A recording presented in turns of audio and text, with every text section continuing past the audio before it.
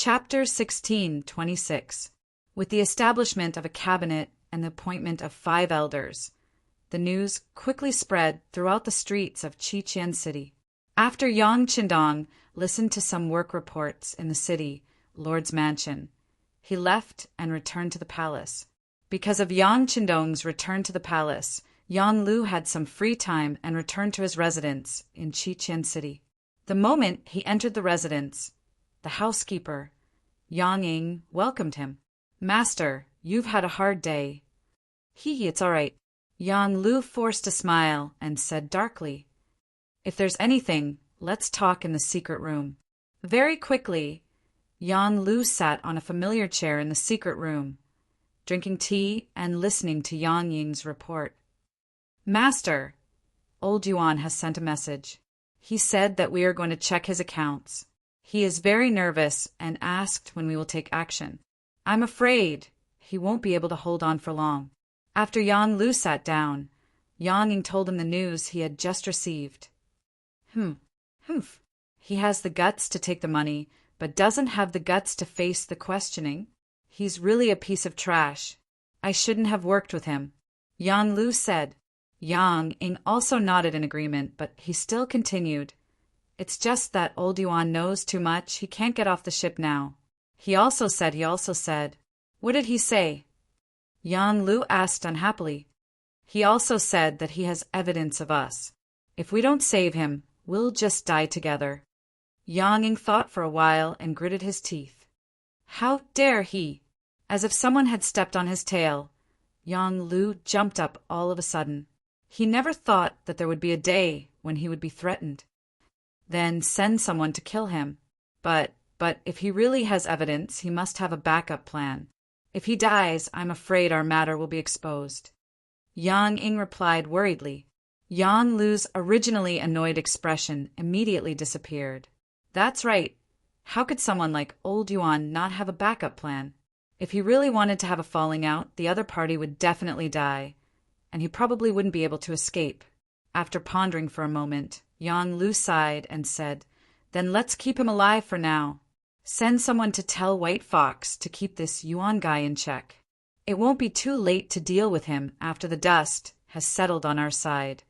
The White Fox that Yang Lu was talking about was the CIA's director in charge of the southern Ming area. As mentioned before, the CIA was organized by Yang Qindong's 7th wife, Su Man. At first, he just wanted to give it a try. After all the information came from the Security Bureau. Not only could there be problems, but it was also incomplete.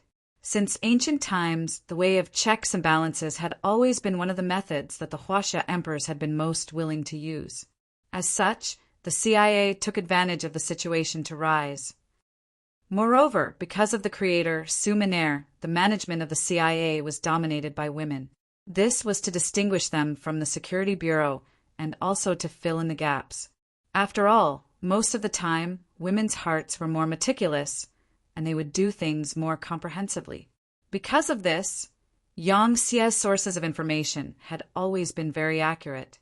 The final judgment would only be made after the final report from the Comprehensive Security Bureau and the CIA.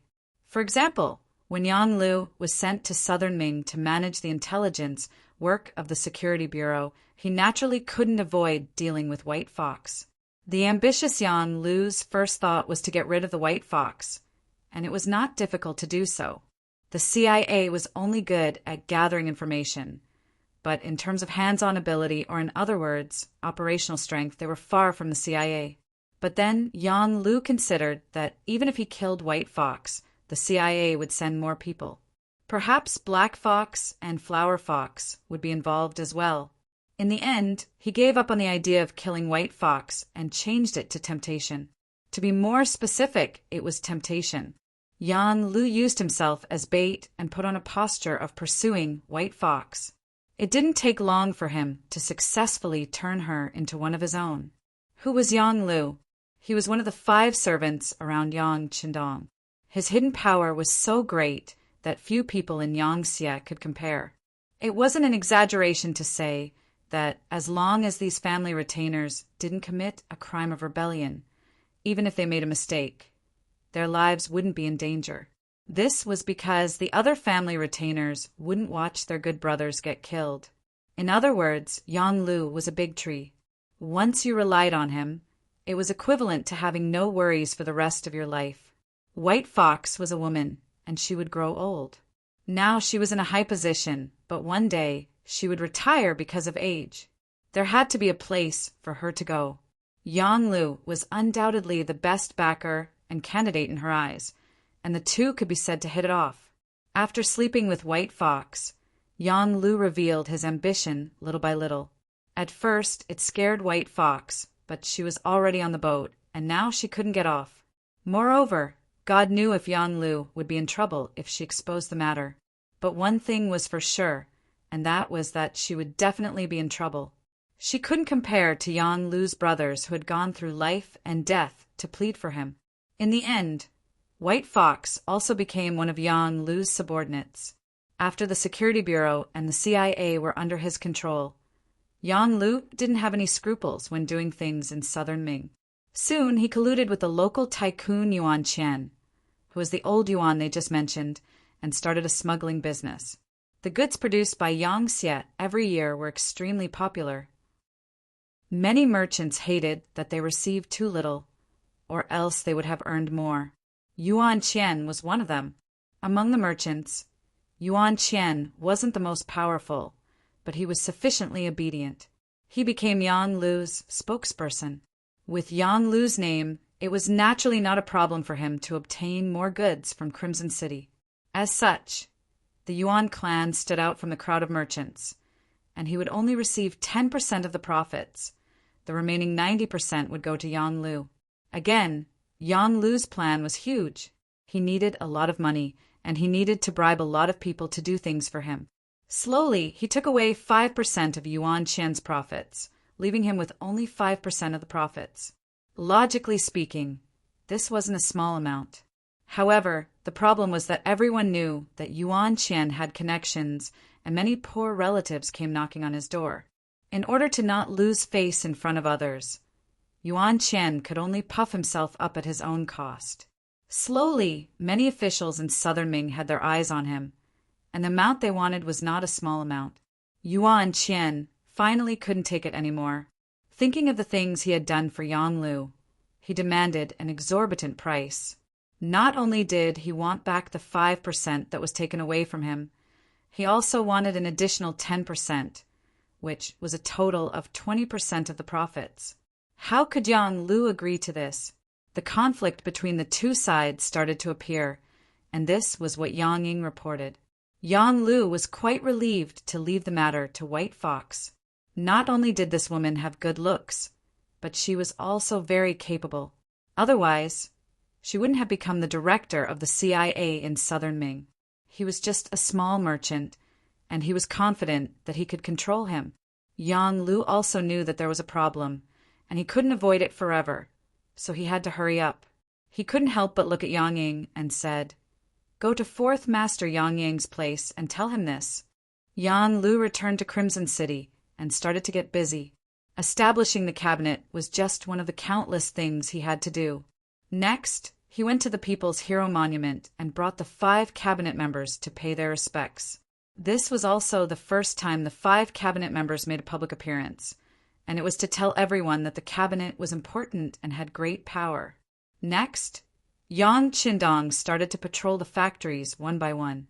In terms of professional ability, Yang Qindong naturally couldn't compare to professionals. However, he had foresight and knowledge that exceeded this world by a few hundred years. Therefore, he either didn't speak, or he could often add the finishing touch, making people feel enlightened. Crimson City was huge, and there were many factories. If Yang Qindong wanted to visit all the large factories and departments, it would take a few months.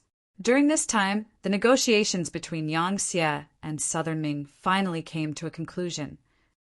Facing the covetous eyes of the 5-star army, Southern Ming, who wasn't prepared, finally chose to compromise. After Ma Dali and Xie Chong quarreled and argued, all the way until the 10th month of 1467. After more than 3 months of negotiations, Southern Ming finally made a lot of concessions. For example, they allowed Yang Xie to open a bank in southern Ming, open a shop, and allow him to build a port in Fuzhou and other places near the sea. Ma Dali also represented Bugnam of Gojoseon and said that Yang Xie and southern Ming would continue to be friends for generations. In the future, Yang Xie would continue to provide food to southern Ming, and the price wouldn't increase by 50%, but only by 20%, etc. Just like that, the relationship between the two sides went from being at daggers drawn to the current ambiguous relationship. This was really unexpected. After Ma Dali finished the final negotiations, he took a ship back to Crimson City and reported to Yang Qindong. In the political affairs hall of the palace, Yang Qindong said that he had worked hard and that things were done well. This made Ma Dali smile. As if he could see that Yang Qindong was in a good mood, Ma Dali took the opportunity to ask his question. Sixth young master, the current situation is that our Yang Xie is very strong, and the 5-star army has recovered their fighting strength after 3 months of rest. Why do you still want to negotiate with southern Ming? Ma Dali wasn't the only one who wanted to ask this question. Many officials were also filled with doubts. This was because, according to Yang Qindong's style of doing things, he had never negotiated with other countries, regions, or powers. If there was a disagreement, he would start a war. Sometimes he didn't even need an excuse. Yang Qindong knew that it was time to answer this question. Even if he didn't give an answer today, there would still be people who would ask tomorrow. In order to solve the problem once and for all, he said, war stems from politics and politics is higher than war. Whether a war can be won or not, it can't be measured purely from a military perspective. It also needs to be combined with political factors. Chapter 16:27. For example, let's attack the southern Ming Empire. We can definitely win, but how much will we have to pay? You have to know that in the eyes of many Han people, the great Ming Empire is still orthodox. Even if they are divided into the northern and southern Ming empires, it is still the same. If the people do not lose their minds, it is not wise to attack rashly. Furthermore, if we take over the southern Ming Empire by force, not to mention what kind of resistance we will encounter, the southern Ming Empire will not give up easily. Their destructive power is obvious. As such, if we want to recover and rebuild, we will need to invest a large amount of manpower and resources. As for these, we are not ready yet. This is also the reason why we are negotiating first. Yang Qindong answered Ma Dali's question seriously this time. This caused the other party to continuously nod his head, as if he had thought of something. Sixth young master, in other words, negotiations are only a method. In the end, we might use force. It is not a possibility, but we will definitely use force. Some people are like this. If you only show off your muscles, they will not be afraid and will think that it is just for show. As long as you place a large blade on their neck and let them feel the coldness, they will truly be afraid and lower their heads. Thus, once the Yang Xie has made all the preparations and has enough reasons to convince the world, they will make their move. Speaking to here, Yang Qindong's eyes flashed with a complicated expression, but he quickly became firm again. As for the reasons needed, someone should be sending it to us soon. Ma Dali naturally did not understand the deeper meaning of Yang Qindong's words. As a qualified official, he had to know what he should know and what he should not inquire about. Otherwise, he would only bring trouble to himself. Yes, sixth young master, this official understands. That's right, before Minister Xiechong left, he said that the Southern Ming Empire's observation team will soon arrive at Crimson City. Do you think this is a method to attack them? Of course. Yang Qindong nodded and gave an affirmative answer. This observation group will be led by your Ministry of Foreign Affairs. You must entertain them well. They are the best propaganda tool. When they return to the Southern Ming dynasty, they will definitely bring us many unexpected surprises. Yang Qindong grew up in the 80s and 90s, and there was a very popular saying that the moon in foreign countries was rounder than in China. Just because of this slogan, who knew how many capable and talented people racked their brains to go abroad. Even if it was to wash dishes or do small jobs there, they were unwilling to return to their motherland. This time, in the eyes of many people in the southern Ming Empire, Crimson City was a foreign country. It was believed that the saying that the moon in Crimson City was rounder than the moon in the southern Ming Empire would soon become popular. There's an old saying that goes, "Guarding the mouths of the people is more dangerous than guarding the rivers." As long as this observation group dared to come, Yang Qindong would let this observation group become Yang Xie's lobbyists in the southern Ming dynasty. At that time, the news would spread from 1 to 10, and from 10 to 100, and from 100 to 1,000. There would be a huge problem within the southern Ming Empire, and this would be the best support for the next attack against the southern Ming Empire. Just as Yang Qindong and Ma Dali were discussing the matter of the observation group, in the capital of the southern Ming Empire, Xie Chong had also rushed back covered in dust. In the palace hall, Xie Chong handed up a memorial. It was the final result of the negotiations with Ma Dali. Although there were many humiliating terms in it that could be said to be humiliating, at least the 5-star army was cut off. For the southern Ming Empire, this was already considered a good result. Of course, these terms were not equal, and Zhu Qijin was not foolish enough to make it public. That would be slapping himself and his officials' faces. Thus, after he received the memorial, he changed the topic. My beloved officials, Yang Xie has only been developing for a little more than 10 years. However, they have such powerful strength. Why is that? This time, without waiting for Zhu Qijin to call out names, the officials below automatically stood up. The person leading them was the Minister of Revenue, Wang Zhuo. This person was also old and wanted to retire, but in the end he was urged to stay by Zhu Qijin. It was not because of anything else, but because there was no one more suitable for this position in the southern Ming Empire than Wang Zhuo. Money and provisions were important, and it was not reassuring to leave it to others. Wang Zhuo stood up and replied, Your Majesty, this subject has always heard that Yang Xie's Crimson City's commerce and industry are very developed. It is because of this that they were able to earn a large amount of money in a very short period of time. This must be the foundation of Yang Xie's strength. That's right. Although Zhu Qijin did not want this result, he had to admit that this result was very correct. Thus he nodded. Minister Wang's words are very true. Yang Xie's strength is greater than theirs. They have a strong foundation of money, and their financial resources are very sufficient.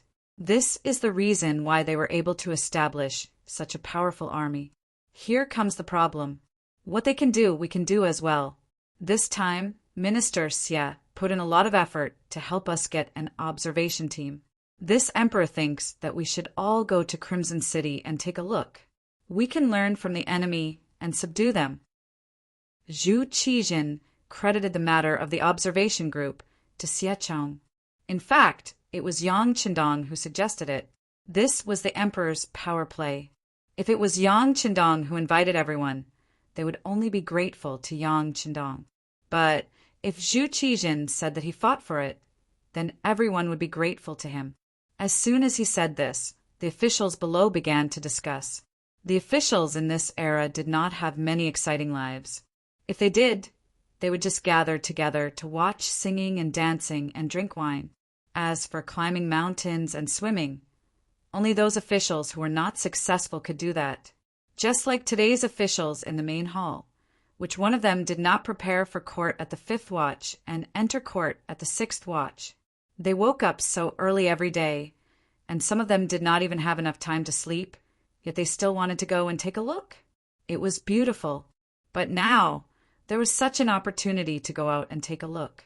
It was a trip at public expense. Previously, there was news that Yang Xie would pay for the entire observation group. This was naturally Yang Qindong's own initiative, because he still hoped that these people would become his propagandists and promote Yang Xie's power. Naturally, when Zhu Qijin said this, it was because he wanted Minister Xie Chong to fight for it. Regardless of the reason, to be able to travel at public expense, it was said that Crimson City was very advanced, and there were many good things there, many of which could not be bought in the capital of the southern Ming dynasty. Just based on this point, who would not be willing. For a time, many officials in the imperial court were eager to give it a try. They were all thinking about signing up as soon as possible after the imperial court ended. They did not want to be unable to sign up just because the quota was full. That would be too much of a pity. Zhu Qijin agreed in principle that everyone wanted to go to Crimson City to take a look. Firstly, he wanted to let these people see how Crimson City developed and learn from it. Even if he couldn't learn the essence of it, it would still be beneficial to imitate it and learn it. Secondly, he wanted these officials to feel a sense of urgency. Looking at the development of Crimson City and then looking at themselves, wouldn't they feel guilty? Shouldn't I work hard after coming back? Not only that, Zhu Qijin himself also wanted to go and take a look. Of course, it was only a thought. He did not have the courage. What if he went to Crimson City and was detained? He definitely did not have Yang Chendong's strength and courage to bring 500 black cavalry and rush into southern Cloud Manor, which had tens of thousands of soldiers from 3 provinces. After the court session ended, the officials who went to the Ministry of Rights to register quickly formed a long line. This made the host, Minister Xiechong, happy but also worried. He was happy because there were so many people going. This made him worry that no one would be interested in going and that the Southern Ming dynasty would lose face. However, he was worried because there were too many officials. Would Yang Xie agree? "Sir, what should we do?" Zhou Xiang came to Xiechong's side and asked softly. Clearly, this lively scene was far beyond his expectations. How about this? Quickly go to Yang Xie's bank in the capital and see if you can contact Bugnam of Gojoseon through them. Inform them about our situation and ask them how many people they can allow in the observation group. Okay, this official will go now. Zhou Xiang did not dare to delay and ran out of the Ministry of Rights Yamen. Yang Xie's bank in the capital had existed for a long time. This bank had always been in charge of the Southern Ming dynasty's grain transfers. As the left assistant minister of the Ministry of Rights, Zhou Xiang had been here a few times and quickly found this place. He met the manager in charge and explained the situation. The manager was straightforward. He knew that this was a serious matter and hurriedly used the bank's radio station to report to the Crimson City cabinet. Fortunately, he did not have enough authority.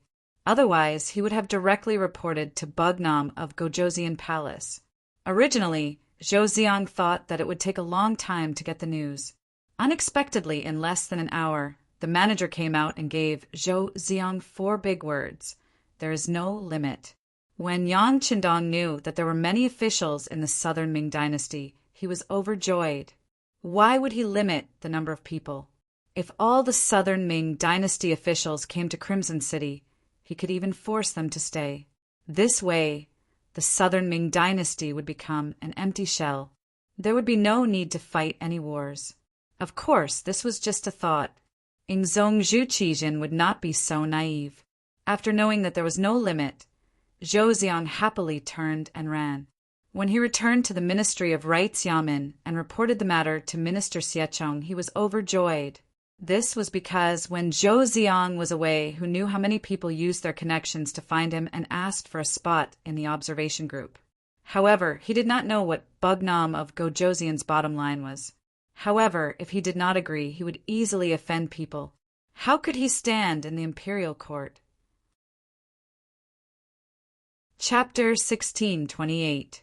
Now, with just one sentence, there was no upper limit, and he could explain to all parties.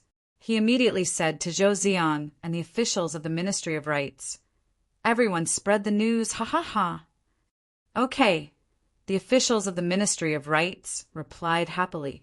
They were not much better than Xiechong. After a while, except for Zhou Xiang, who was not in his position, everyone else received a lot of messages. They were worried about what to do, and now it was all solved. The news quickly spread, and it attracted the unanimous applause of all the officials. Zhu Qijin also learned of the news. He thought maliciously that he should send more people to eat Yang Chendong dry. However, after thinking about it carefully, he had no choice but to set a rule. That was, each department could only transfer 2/3 of their officials into the observation group. He did not want everyone to leave, and there would be no one to handle the government affairs of the imperial court. As soon as this decree came out, the various departments quickly began to fight. It was all for the half of the quota. Fighting was the norm for the officials of the great Ming dynasty. Sometimes when there were benefits, they naturally had to fight. This involved whether they could take the opportunity to develop and become stronger. When there was nothing to do, they also had to fight. They had to show their existence. In short, the great Ming dynasty's officials had many means of fighting, and it was so complicated that outsiders could not imagine. Now that there was such a good thing, there would naturally be a lot of fighting, and there would not be a result in a short time. This lasted for nearly 10 days. In the end, the winners entered the observation group, and the losers stayed in the yamen with a look of despair. The Ministry of Rights quickly received the list of the officials of the observation group from each department. When the result was calculated, it really gave Xie Chong a shock. When he saw the final result, there were more than 3,600 officials. He stood in place as if he had crashed. Xie Chong was very clear that these were the official members of the observation group.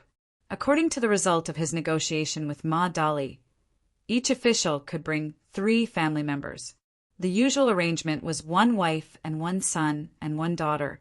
In other words, on the list of 3,600 people, there were 4 times, and there were nearly 15,000 people. Xie Chong couldn't help but chuckle at the thought of so many people eating and drinking. He felt that this time, Yang Qindong had smashed his own foot with a stone. Zhu Qijin also saw this name and couldn't help but chuckle. He then said to Qian Sungbao, "Tell Xie Chong to do it this way." At this moment, Zhu Qijin was still thinking. This time there were already so many rank 5 officials and above in the capital. If he had known earlier, he would have set the rank of officials to rank 7.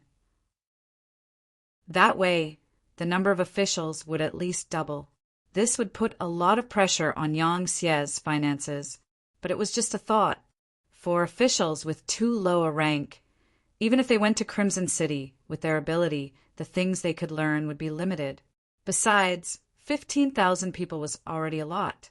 The emperor agreed, and the name list of the 15,000-strong observer group was quickly sent to Yang Qindong. At this time, he was talking with Yu Qian and Xin Yu about the reception of the observer group.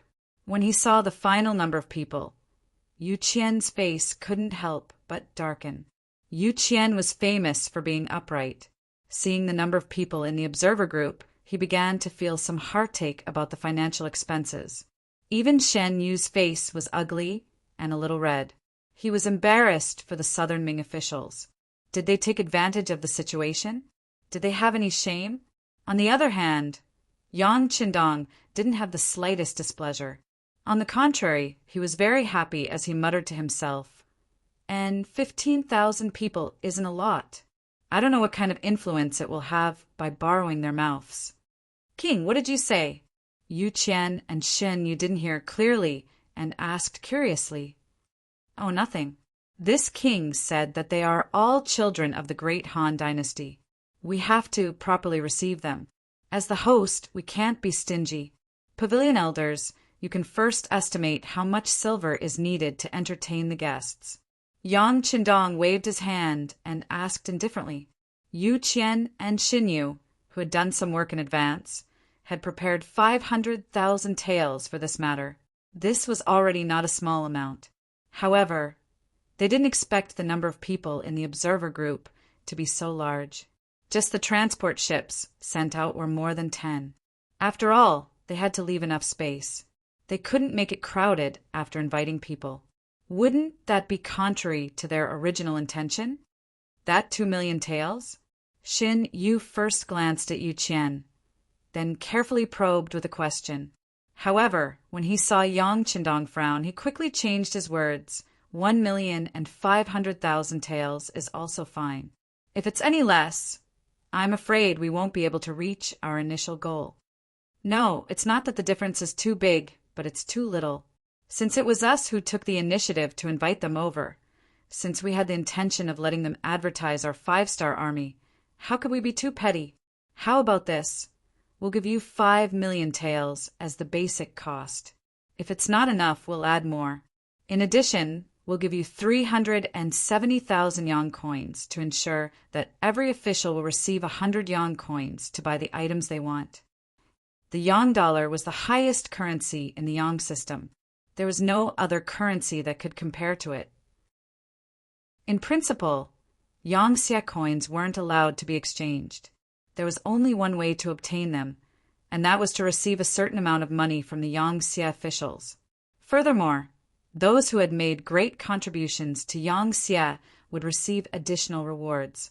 With yang coins, one could purchase the items they wanted from the yang department store in Crimson City. The items here only accepted yang coins. In other words, without yang coins, even if you brought out a mountain of gold or silver, you wouldn't be able to buy anything from there. On the other hand, the items in the yang department store couldn't be seen from the outside. For example, there were the best cosmetics, exquisite watches, practical binoculars, high-class Chinese tunic suits and cheongsams with unique numbers printed on them, as well as high heels for women and shiny leather jackets for men. There were also exquisite palm-sized mirrors decorated with beautiful eyes, mini Buddha statues, Guanyin statues, and so on that could be hung in front of one's chest. There were even more high-end items such as flashlights and sewing machines, bicycles, electric scooters, and so on. In short, they were items that didn't have high production capacity or were laborious to produce. These weren't like ordinary mirrors, glass products, soap, perfume, toothpaste, and other items that could be casually exported. Instead, they were only sold in the yang department store. Many of the newly developed yang xie products were placed in the yang department store by Yes Hen. They were only waiting for people with yang coins to buy them. Once they had a certain amount of production capacity, they could be exported. Such goods would naturally be taken off the shelves. Because of this, the exchange value of yang coins was very high in the market. Often, 100 taels could be exchanged for 1 yang coin. This was why there was a price but no market. When Yu Qian and Xin Yu heard that Yang Qindong had taken out so many things at once, their eyes widened. They knew that Yang Qindong attached great importance to this matter, but they didn't expect it to be so important that he would take out 370,000 just for yang coins. Every southern Ming official received more than 100 yang coins. It had to be known that even the 2 elders only received 100 yang coins a month after their salary. As for the lower-level officials, they only received a few dozen yang coins. There were even some who received a dozen yang coins a month. This is a big deal. After a round of exclamations, even Yu Qian, who had always treated money like dirt, couldn't help but sigh. Very satisfied with the 2 elders' performance, Yang Qindong chuckled. If that's the case, are the 2 elders confident in completing the task? No problem. Yu Qian and Xin Yu stood up at the same time. At this moment, their hearts were filled with great confidence. Yang Xie had made all kinds of preparations. Under the expectations of the southern Ming officials, 10 modified tourist boats arrived at the Suzhou port not far from Nanjing. Here, nearly 15,000 southern Ming officials were waiting. According to the agreement between the 2 sides, the Suzhou port was being built, but there was still some time before it could be used. To get on the boat, one needed to walk over a ladder, so everyone had to be careful when getting on the boat. They were afraid that they would accidentally step on air and hurt their feet. After everyone boarded the tourist boat, the interior space was spacious and the view was excellent. In particular, one of the guest rooms was equipped with a large Simmons soft mattress, which made it extremely comfortable for people to lie on. At this moment, Wang Zhiqing's but sank into the mattress as he clicked his tongue in wonder. Before this, Wang Zhiqing had already seen the world. As the eldest grandson of the Minister of Revenue, Wang Zhua, what kind of good things had he not seen since he was young? Even though he had been to the imperial palace a few times with his grandfather, when he lay on the mattress, he still felt like Granny Lu, who had just entered the palace for the first time. Everyone says that Yangxia is very rich and that the progress of society is more civilized and advanced. Could it be that this isn't just a legend? Wang Jiqing said as he lightly stroked the mattress. Bang! The door suddenly opened from the outside. Then, a girl around the same age as Wang Jiqing, around 14 or 15 years old, rushed in. As soon as she entered the room, she yelled, "Brother, did you go into the bathroom? What are you doing? Don't you know that you have to knock before entering someone's room? You're already so old, yet you're still so rude." Although he was scolding her, his words were not harsh. It showed his tolerance and generosity towards the girl in front of him. The girl's name was Wang Shang. She was the granddaughter of Minister Wang Zhua and Wang Jiqing's sister. Perhaps because they were siblings and they were too familiar with each other, Wang Shang did not take her brother's words seriously. Instead, she continued to chatter. "Brother, did you see the bathroom?" "Ah, what bathroom? What is that? Is it a person's name?" Wang Jiqing's face was filled with confusion. Chapter 16:29. Humph, I knew you hadn't seen it before. Wang Shang snorted. She knew her brother very well. He was very smart and had a lot of ideas, but there was one thing about him. He was too meticulous in doing things. He had a slow personality. She thought that her brother must not have had time to go to the washroom, so she purposely came to show off. "Brother, come here. I'll tell you what the washroom is, what's here, and how to use it." Wang Shang pulled Wang Jiqing's hand and led him to the side of the room. After a full 10 minutes, Wang Jiqing walked out of the washroom as if he was in a dream. After showing off, Wang Shang also left the room to find her sisters. Wang Jiqing, who was left behind, was a little confused. The items in the bathroom just now had really shocked him. For example, the expensive shampoo, shower gel, the porcelain bathtub that was big enough for him to lie down in, and the toilet that could be flushed at any time. With Wang Jiqing's family background, he had experienced these things before, but they were completely different from the things here. Take the bathtub, for example. There was a faucet on the side. When you turned it to the left, it was cold water. When you turned it to the right, it was hot water. It was really very convenient. It was far different from his own home, where he had to boil water in advance to take a bath. When the water turned cold, he had to ask the servants to refill it. It was just a ship that was welcoming them, but the room was already so luxurious. Wang Jiqing couldn't help but wonder what it would be like when they arrived at Yangxia's capital, Qiqian City. In fact, Wang Jiqing wasn't the only one with such thoughts. Many people in the same industry had such thoughts. They were looking forward to the rest of the journey. It would take a few more days to get from Suzhou to Qiqian City. There were still things happening in Qiqian City. For example, a guest was welcomed in the palace. It wasn't exactly a guest. It should be said that it was a member of the family. He was Yang Qindong's fourth brother, Yang Yang. Among the brothers, Yang Yang was the most useless existence in Baiming. When his brothers had things to do, he became a good-for-nothing. He went to restaurants every day to walk birds, giving people the impression that he had nothing to do. In the end, Yang Yang was just born at the wrong time. He still had some ability and insight. This could be seen from the fact that he had condescended to create sixth brother early on.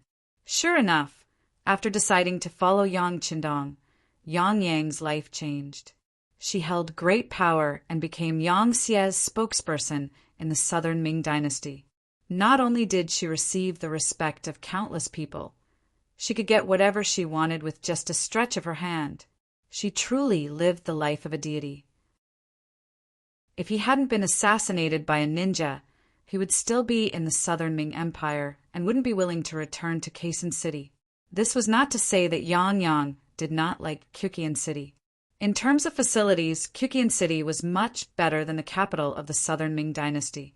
However, since he was back here, he had to abide by the rules of the southern Ming dynasty.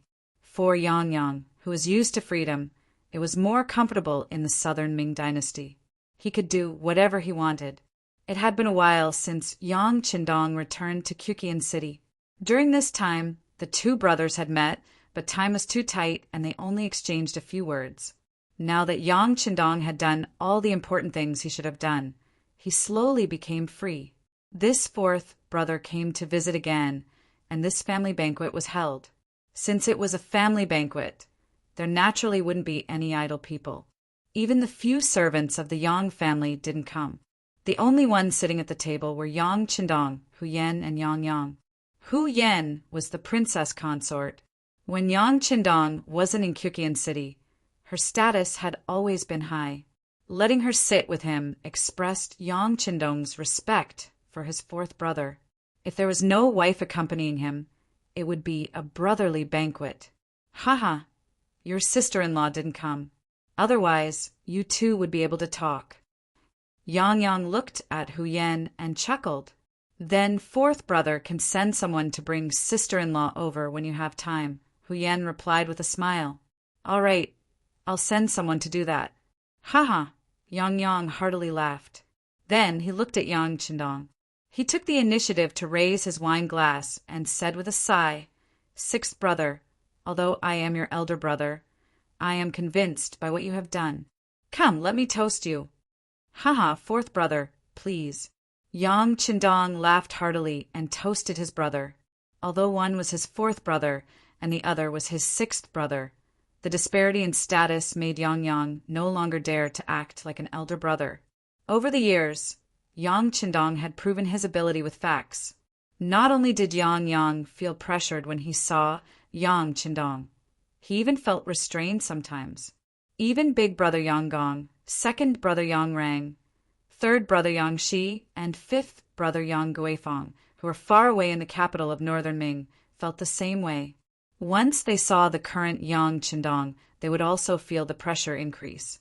After toasting with Yang Qindong felt a little more confident. At the very least, he didn't feel that Yang Qindong was estranged from his fourth brother. This gave him the confidence to say the words he had prepared because he truly wanted to do something and help Yang Qindong. Before he could think of a way to say it, Yang Qindong took the lead and asked, Fourth brother, are your injuries okay? Don't worry, the assassination attempt happened in the capital of the southern Ming dynasty.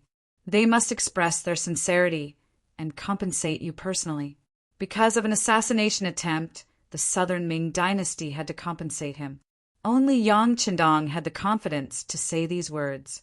If it was someone else, they would at most receive a few words of comfort.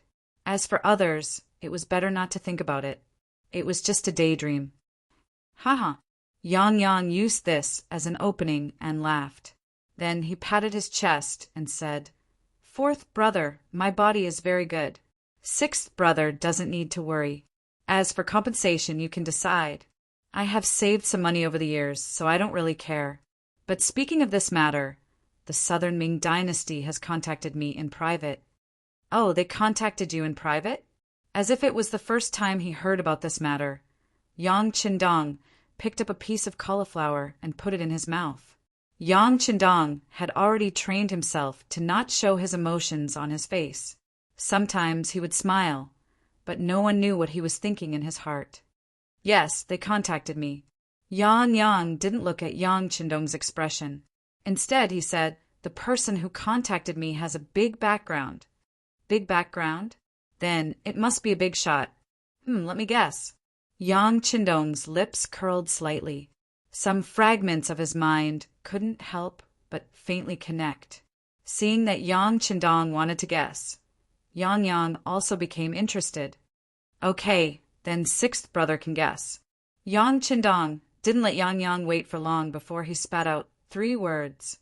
Manager Chow. Yang Yang's eyes flashed with astonishment. Then he couldn't help but give a thumbs up. Fourth brother is amazing. It is indeed Chow Jixiang. He is now the manager of the southern Ming dynasty's Imperial Guard.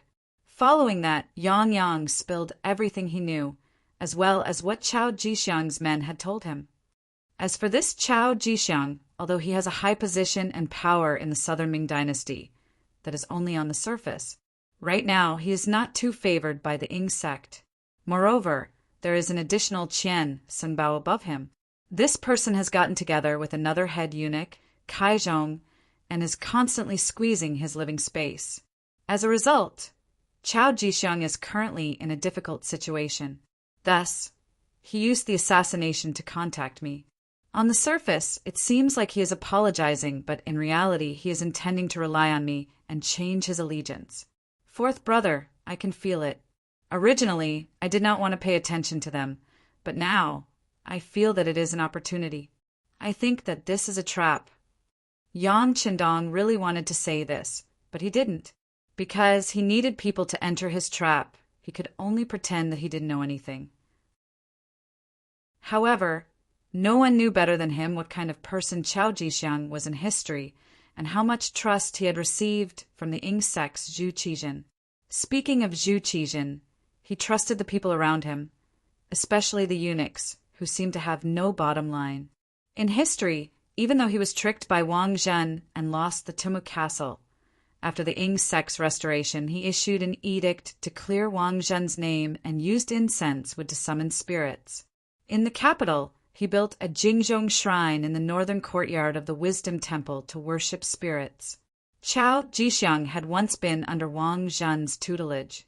In the eyes of the Ming sect, he was one of Wang Zhen's substitutes. In history, he had plotted with General Shi Heng and Cabinet Grand Secretary Su Yozhen to lead troops to welcome the Ming sect's restoration. His contributions were even greater, and he was rewarded with large amounts of land. He also assisted in the military affairs of the capital. Chao Jixiang's nephews, Chao Xian and Chao Duo, were appointed as hereditary commanders of the Genie Guards and were gradually promoted to become military governors. The number of people under Chao Jixiang's command who were able to become officials numbered in the hundreds and thousands. There were many officials in the court who relied on Chao Jixiang in hopes of being promoted. Chao Jixiang had a lot of power at that time, and together with Shi Heng, they were called Chao Shi. It wasn't impossible for such a person to betray the Ming sect. However, if he betrayed Zhu Qijin and fled to the Yangtze, he was not trustworthy at all. Looking at the Bugnam of Gojoseon Palace, apart from the guards in charge of security, there were no other men. There were no eunuchs at all. It had to be said that Yang Qindong did not have a good impression of eunuchs. This was because, in history, many bad things happened because of them. However, Yang Qindong had interacted with eunuchs before. For example, the head eunuch Mao Mu, who was serving the empress in the southern Ming palace, was one of Yang Qindong's men. From time to time, he would send important information. However, on the surface, Yang Qindong did not have any eunuchs by his side. In such an environment, if Chao Jixiang wanted to join the Yangtze, what could he do? He did not have a position for himself, so why would he surrender? It was not easy for him to escape from Baiming to the southern Ming dynasty and join the Ming sect's Zhu Qijin. Why would he betray once more? Chapter 1630. And even if all of this was true, how could Yang Qindong believe a person who could betray him at any time? Yang Qindong was familiar with the history of the great Ming dynasty. Even though Yang Qindong didn't seem to care much about the great Ming dynasty, and Chao Jixiang was also a guard of the Imperial Secret Service, he was very mysterious and came and went without a trace. However, Yang Qindong also knew this person very well. It was because of this understanding that he was very sure that this person would never betray the southern Ming dynasty's emperor, Zhu Qijin, nor would he surrender like Yang said. All of this was just a trap. With a plan in mind, Yang Qindong pretended that he didn't know anything and said to Yang, "Fourth brother, this is a good thing. Since that's the case, you can continue to contact him. If you need help, whether it's the Security Bureau or the CIA, we will do our best to help." This was exactly what Yang wanted to hear. He also wanted to make some achievements. He immediately said happily, "It just so happens that there are people sent by Chao Jixiang in the observation group. When the time comes, I will have a good chat with him." Seeing Yang Qindong's excited expression, Yang Qindong couldn't bear to dampen his enthusiasm. He also wanted to see what kind of trap the other party had set. He didn't believe that Yang Qindong would betray him. With the other party's ability, even if something happened to him, it was impossible for him to rise to the position of Yang Xie. In other words, there would only be disadvantages and no benefits. Thus, Yang Qindong also wanted to see who else was involved in this matter. Of course, even if this matter didn't happen, Yang Qindong already had a rough understanding in his heart. He only needed to wait for the other party to set up the trap. At that time, he would let the person who set up the trap know what it meant to seek death. Yang Qindong was holding a family banquet in the palace. Because Yang Wu was in charge of the palace's affairs, he had been accompanying him. In a small courtyard outside the palace, Cui Xiao left the palace with the excuse of not feeling well. She came to see Yang Lu, who had been waiting for a long time. How was it? No one noticed you when you came out, right? After seeing Cui Xiao appear, Yang Lu sat on a chair and asked with an unpleasant expression. Over the years, Yang Lu had hardly exercised his body. Moreover, he had indulged in eating, drinking, whoring, and gambling. His body was no longer as good as before. Reporting to Master, no. The 8th madam can't wait to see me? As soon as I said I wasn't feeling well, she immediately approved my leave.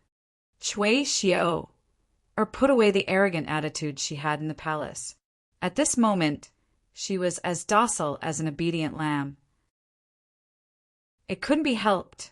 The lives of Cui Xiao's parents and 2 older brothers were in the hands of Yang Lu, and if she were to offend him, her family would immediately be destroyed. What she didn't know was that her family had already been killed by Yang Lu. Speaking of which, Yang Lu didn't have the time to send a few people to keep an eye on Cui Xiao's family. Besides, it was difficult for the living to keep a secret. Only the dead were the most reassuring. Very good, you did well. Yang Lu still had some understanding of the ways of a master. He knew that if he praised his subordinates properly, they would be full of enthusiasm. You can rest assured that your family is now very safe. They have food and drink, and they are living very well. When the matter is done, you will be given a large sum of money, and you can reunite with your family. Thank you, Master. When she heard that she could reunite with her family, Cui Xiao's eyes flashed with yearning. The reason why she did these things was for the safety of her family. Well, you tell me, is there anything unusual about the 8th madam? When it came to business, Yang Lu, who was sitting on the chair, was a lot straighter. Reporting to Master, the 8th madam has completely lost power. Bugnam of Gojoseon has been back for so long, and he has not come to the 8th madam's palace. Even Princess Yang Xian has not seen her father for so long. When Cui Xiao answered this question, her tone was very firm. Perhaps adults can deceive people, but a 6-year-old child can't deceive her. This answer was the same as the result of Yang Lu's analysis. He nodded with satisfaction and said, It seems that Bugnam of Gojoseon really regards the 8th madam as the backing behind the ninjas. This is the best. He will not suspect others because of this. But you still have to keep an eye on it. If there is any movement, tell me immediately. Yes, Master. Cui Xiao replied respectfully. Good. By the way, did Yang Wu find anything? Thinking of his brother, Yang Lu's eyes had a trace of hesitation. He admitted that this time he took advantage of the feelings between brothers, but there was no other way. With the smuggling he did, once Yang Qindong found out, it would be difficult for him to survive. At that time, even if the other brothers pleaded for him, the result would not change. Over the years, Yang Lu thought that he understood Yang Qindong. This person had his own principles when doing things. Anyone who was willing to step on the line, no matter what kind of merits they had in the past, would be heavily punished. And what he did was not as simple as stepping on the line. It was simply challenging Yang Qindong's bottom line. There would definitely not be a good result. Even so, he could only give it a try. If he won, then he would reach the peak of his life. On the other hand, if he lost, he would just die. Even if he waited, he would still die. If there was still a chance, why not? As such, Yang Lu's outlook on life was completely distorted. When asked about Yang Wu, Cui Xiao replied truthfully, "This person, other than being a little lecherous, really doesn't have any other shortcomings.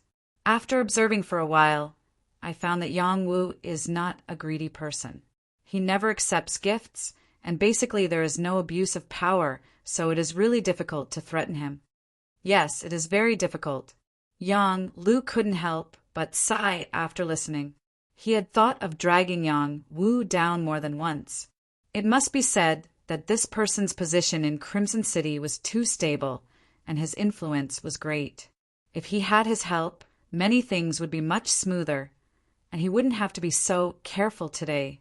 For example, if Yang Wu was willing to cooperate with him, he could completely control the palace. Then, for the safety of his wife and child, Yang Hodong would have to bow down. Unfortunately, he couldn't find anything to use against him after searching for a long time. And if he were to say something rashly, not only would Yang Wu not help him, he might even report him to the young master. If that was the case, all the planning would be meaningless. Although it is very difficult, we still have to try. Let's continue searching. I don't believe that he won't be greedy when he has such great power, and as long as we find him, our big plan will succeed. Yang Lu still didn't give up. I understand. Cui Xiao nodded and agreed. Then Cui Xiao left. A figure flashed in the small courtyard, and Yang Ying walked out from the darkness. Yang Ying, do you think it's possible to persuade Yang Wu to work for us? Seeing Yang Ying, Yang Lu didn't straighten his body, and instead collapsed, as comfortable as possible. A look of disgust flashed across Yang Ying's eyes as he stared at Yang Lu's body that was as soft as mud. Even Yang Lu didn't know that his real identity was a secret agent of the Southern Ming Brocade Guard and was directly under the command of the factory guard, Chao Jixiang. In the entire Southern Ming Empire's embroidered uniform guard, only Chao Jixiang knew his identity. This was the greatest way to prevent his identity from being exposed. Facts also proved that all these years, ever since he sided with Yang Lu and became the most trusted butler step by step, no one doubted his identity. And Yang Lu could be where he was today. It was all because of his help. A young man with ambition had turned into a gluttonous, lazy, and greedy person who was afraid of death. Many times, Yang Ying looked down on Yang Lu.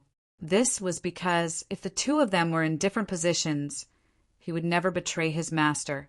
This was one of the 5 servants of Bugnam of Gojoseon, and his identity was extremely noble. As long as he didn't court death, he would definitely live a life of glory. However, he didn't have the ability, and yet he still wanted to achieve great things. Why didn't he take a piss and look at himself in the mirror? For someone like Yang Lu, even if he was a small 7th-ranked county official, he wouldn't be able to manage a county well. Yet, he still wanted to be like Yang Qindong, a prince of the great Ming dynasty. He really didn't know the immensity of heaven and earth. Although he looked down on him in his heart before the mission was completed, he was still very respectful on the surface. He lowered his head and said, "Master, it's too difficult to persuade Yang Wu, and the risk is too great. It's better to abandon this idea for now. The Southern Ming Dynasty's observation group is about to arrive, and there's also a secret agent from the Southern Ming Brocade Guard following them. He will come in contact with Yang, so we should do a good job in writing this article. Yes, we still have to use Yang first. Speaking of which, this person is an idiot. He doesn't even know that he's being used. Haha. Speaking of Yang Lu laughed loudly. However, how could he know that in Yang Ying's eyes he was also an idiot? After the Southern Ming Dynasty's observation group was bumpy on the sea for a few days, they finally appeared outside the new pier of Crimson City. Because of Yang Qindong's importance, in order to welcome them, Yu Qian and Xin Yu did a lot of work. When they knew that the observation group was about to arrive at the new pier, 2 old officials and a group of Yangtze officials stood outside the pier to welcome them. On the new pier, there were many street lamps, and the cement steps were painted with a layer of gold paint. It looked very magnificent. In front of the pier, a military band was wearing brand new military uniforms and standing in formation, playing the song Our Great Han, adapted from Our Great Ming Dynasty. Under the passionate rhythm, there was a group of youths wearing white and blue school uniforms standing at the side with flower garlands in their hands. They were all primary school students from the Yang Family Academy, and they were here to present flowers to the observation group. Chapter 1631. Apart from the military band and children, there were also a group of policemen in police uniforms. They were here to maintain law and order. After all, there were close to 15,000 members of the South Ming Observer Group, and their safety had to be guaranteed. Because of this, one of the elders, Chief Police Long Tainan, had also come. 3 of the 5 elders had come, which was enough to show how much importance Yang Xie placed on the South Ming Observer Group. Apart from the policemen, there were some officials from the Ministry of Foreign Affairs, as well as some commoners who had come to watch. It was not entirely accurate to say that they were commoners. Most of them were representatives chosen by their respective units to welcome the guests. They were all dressed in neat and tidy clothes, and their figures were tall and straight. The men were mostly handsome, and the women were mostly beautiful. Every single one of them was full of energy, displaying the demeanor of the Han people of Crimson City. Apart from these Han people, there was also a welcoming group of 500 people. Among them, there were white-skinned, black-skinned, yellow-haired, red-haired, and blue-eyed people. They were all people who had been conquered by Yang Xie, and they were the ones who had performed well. Placing them here was a testament to the strength of the Yang faction and the nobility of the Han people. The welcoming group had more people than the observer group, and there were close to 20,000 of them.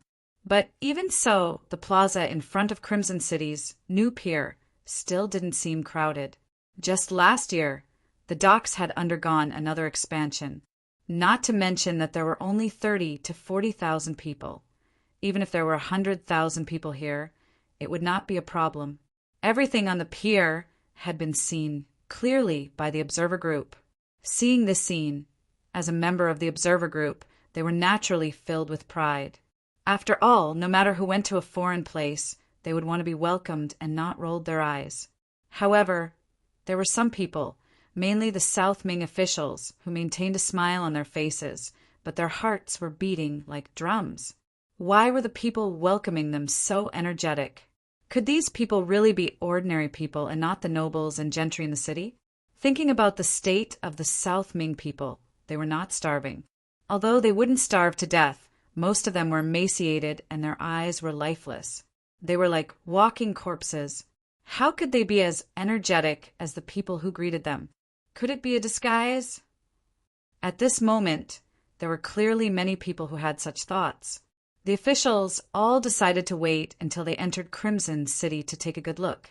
Whether it was real or fake, they would be able to tell.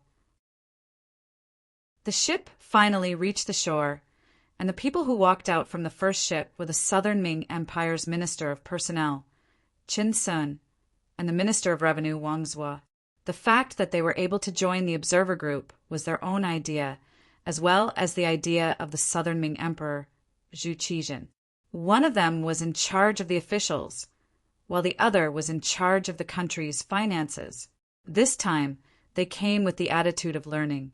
He wanted to see how Yang Xie managed to accumulate so much money and food, and how he used his men. Speaking of which, both Yu Qian and Shen Yu knew these two, especially since Yu Qian's position in the past was basically the same as theirs. When this old friend met, he naturally went up to greet him with a smile. Seeing Yu Qian and Shen Yu walk over, whether it was Qin Sun or Wang Zhuo, their expressions were somewhat unnatural. In the past, they all belonged to the great Ming dynasty, but now they all had their own masters. More importantly, Yu Qian and Shen Yu were clearly doing better. When they were on the ship, Yangtze's people told them about the general situation in Crimson City, and they mentioned the words of the fifth cabinet elder. Thinking about it, he was already a cabinet elder, but they were still only ministers. In addition, the southern Ming dynasty was currently in a precarious situation, while Yangtze was at the peak of his power. The gap between the two sides would only be even greater, especially that Xinyu.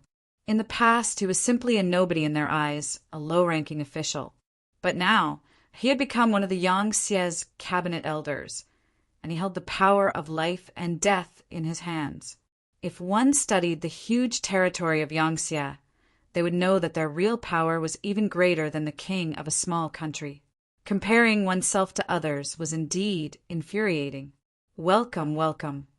Yu Qian and Xinyu smiled and extended their right hands to Qin Sun and Wang Zhuo. They were in other people's territory, and this time they were here to learn from them. The two ministers did not dare to be careless. They also quickly extended their right hands, and then the four of them shook hands. The etiquette of shaking hands was not in the great Ming dynasty, but at this moment, everyone followed suit without any feeling of disharmony. It was no wonder that this etiquette was accepted by the people in the future.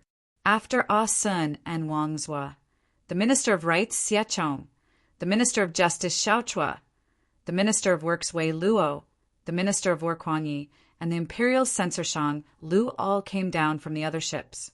Both sides greeted each other and greeted each other. What a big lineup.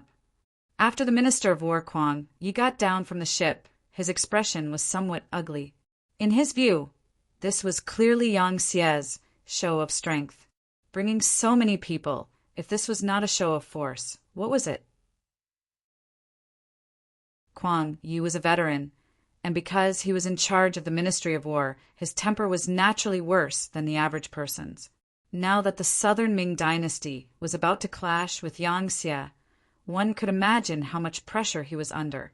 His reaction was within everyone's expectations. Yu Qian and Shen Yu looked at each other and did not pursue the matter. Instead, they chuckled. Then they said, "This is our king's wish. Whether you are willing or not, you have to abide by our rules. If not, please go back. The ship is right there, ready to leave at any time." Kuan Yi choked and wanted to turn around and leave. However, when he thought of his mission, he forced himself to endure it. He let out a cold snort and did not say anything else. The other ministers smiled awkwardly. They were not as unreasonable as Kuan Yi, so naturally they would not stand with him, nor would they turn around and leave. Seeing that no one was speaking, Yu Qian smiled and said, "Since no one has any objections, then let's follow the arrangements. Come, bring out the flowers." As soon as his voice fell, the primary school students who had been standing there for a while came forward with garlands in their hands. When they arrived in front of the officials, they tiptoed and put the garlands in their hands around the necks of the officials. Adults were always the most tolerant towards children, not to mention such cute primary school students. They did not want anything but to give the wreaths. Therefore, this segment was completed very smoothly. After that, a row of prepared trams drove to the plaza in front of the pier. The members of the observation group entered the trams in batches. When they entered the trams, the members of the observation group all had curious expressions on their faces. Even Chen Sun, Wang Zhuo, and the other high-ranking officials were no exception. Clearly, they were very curious about the things in front of them.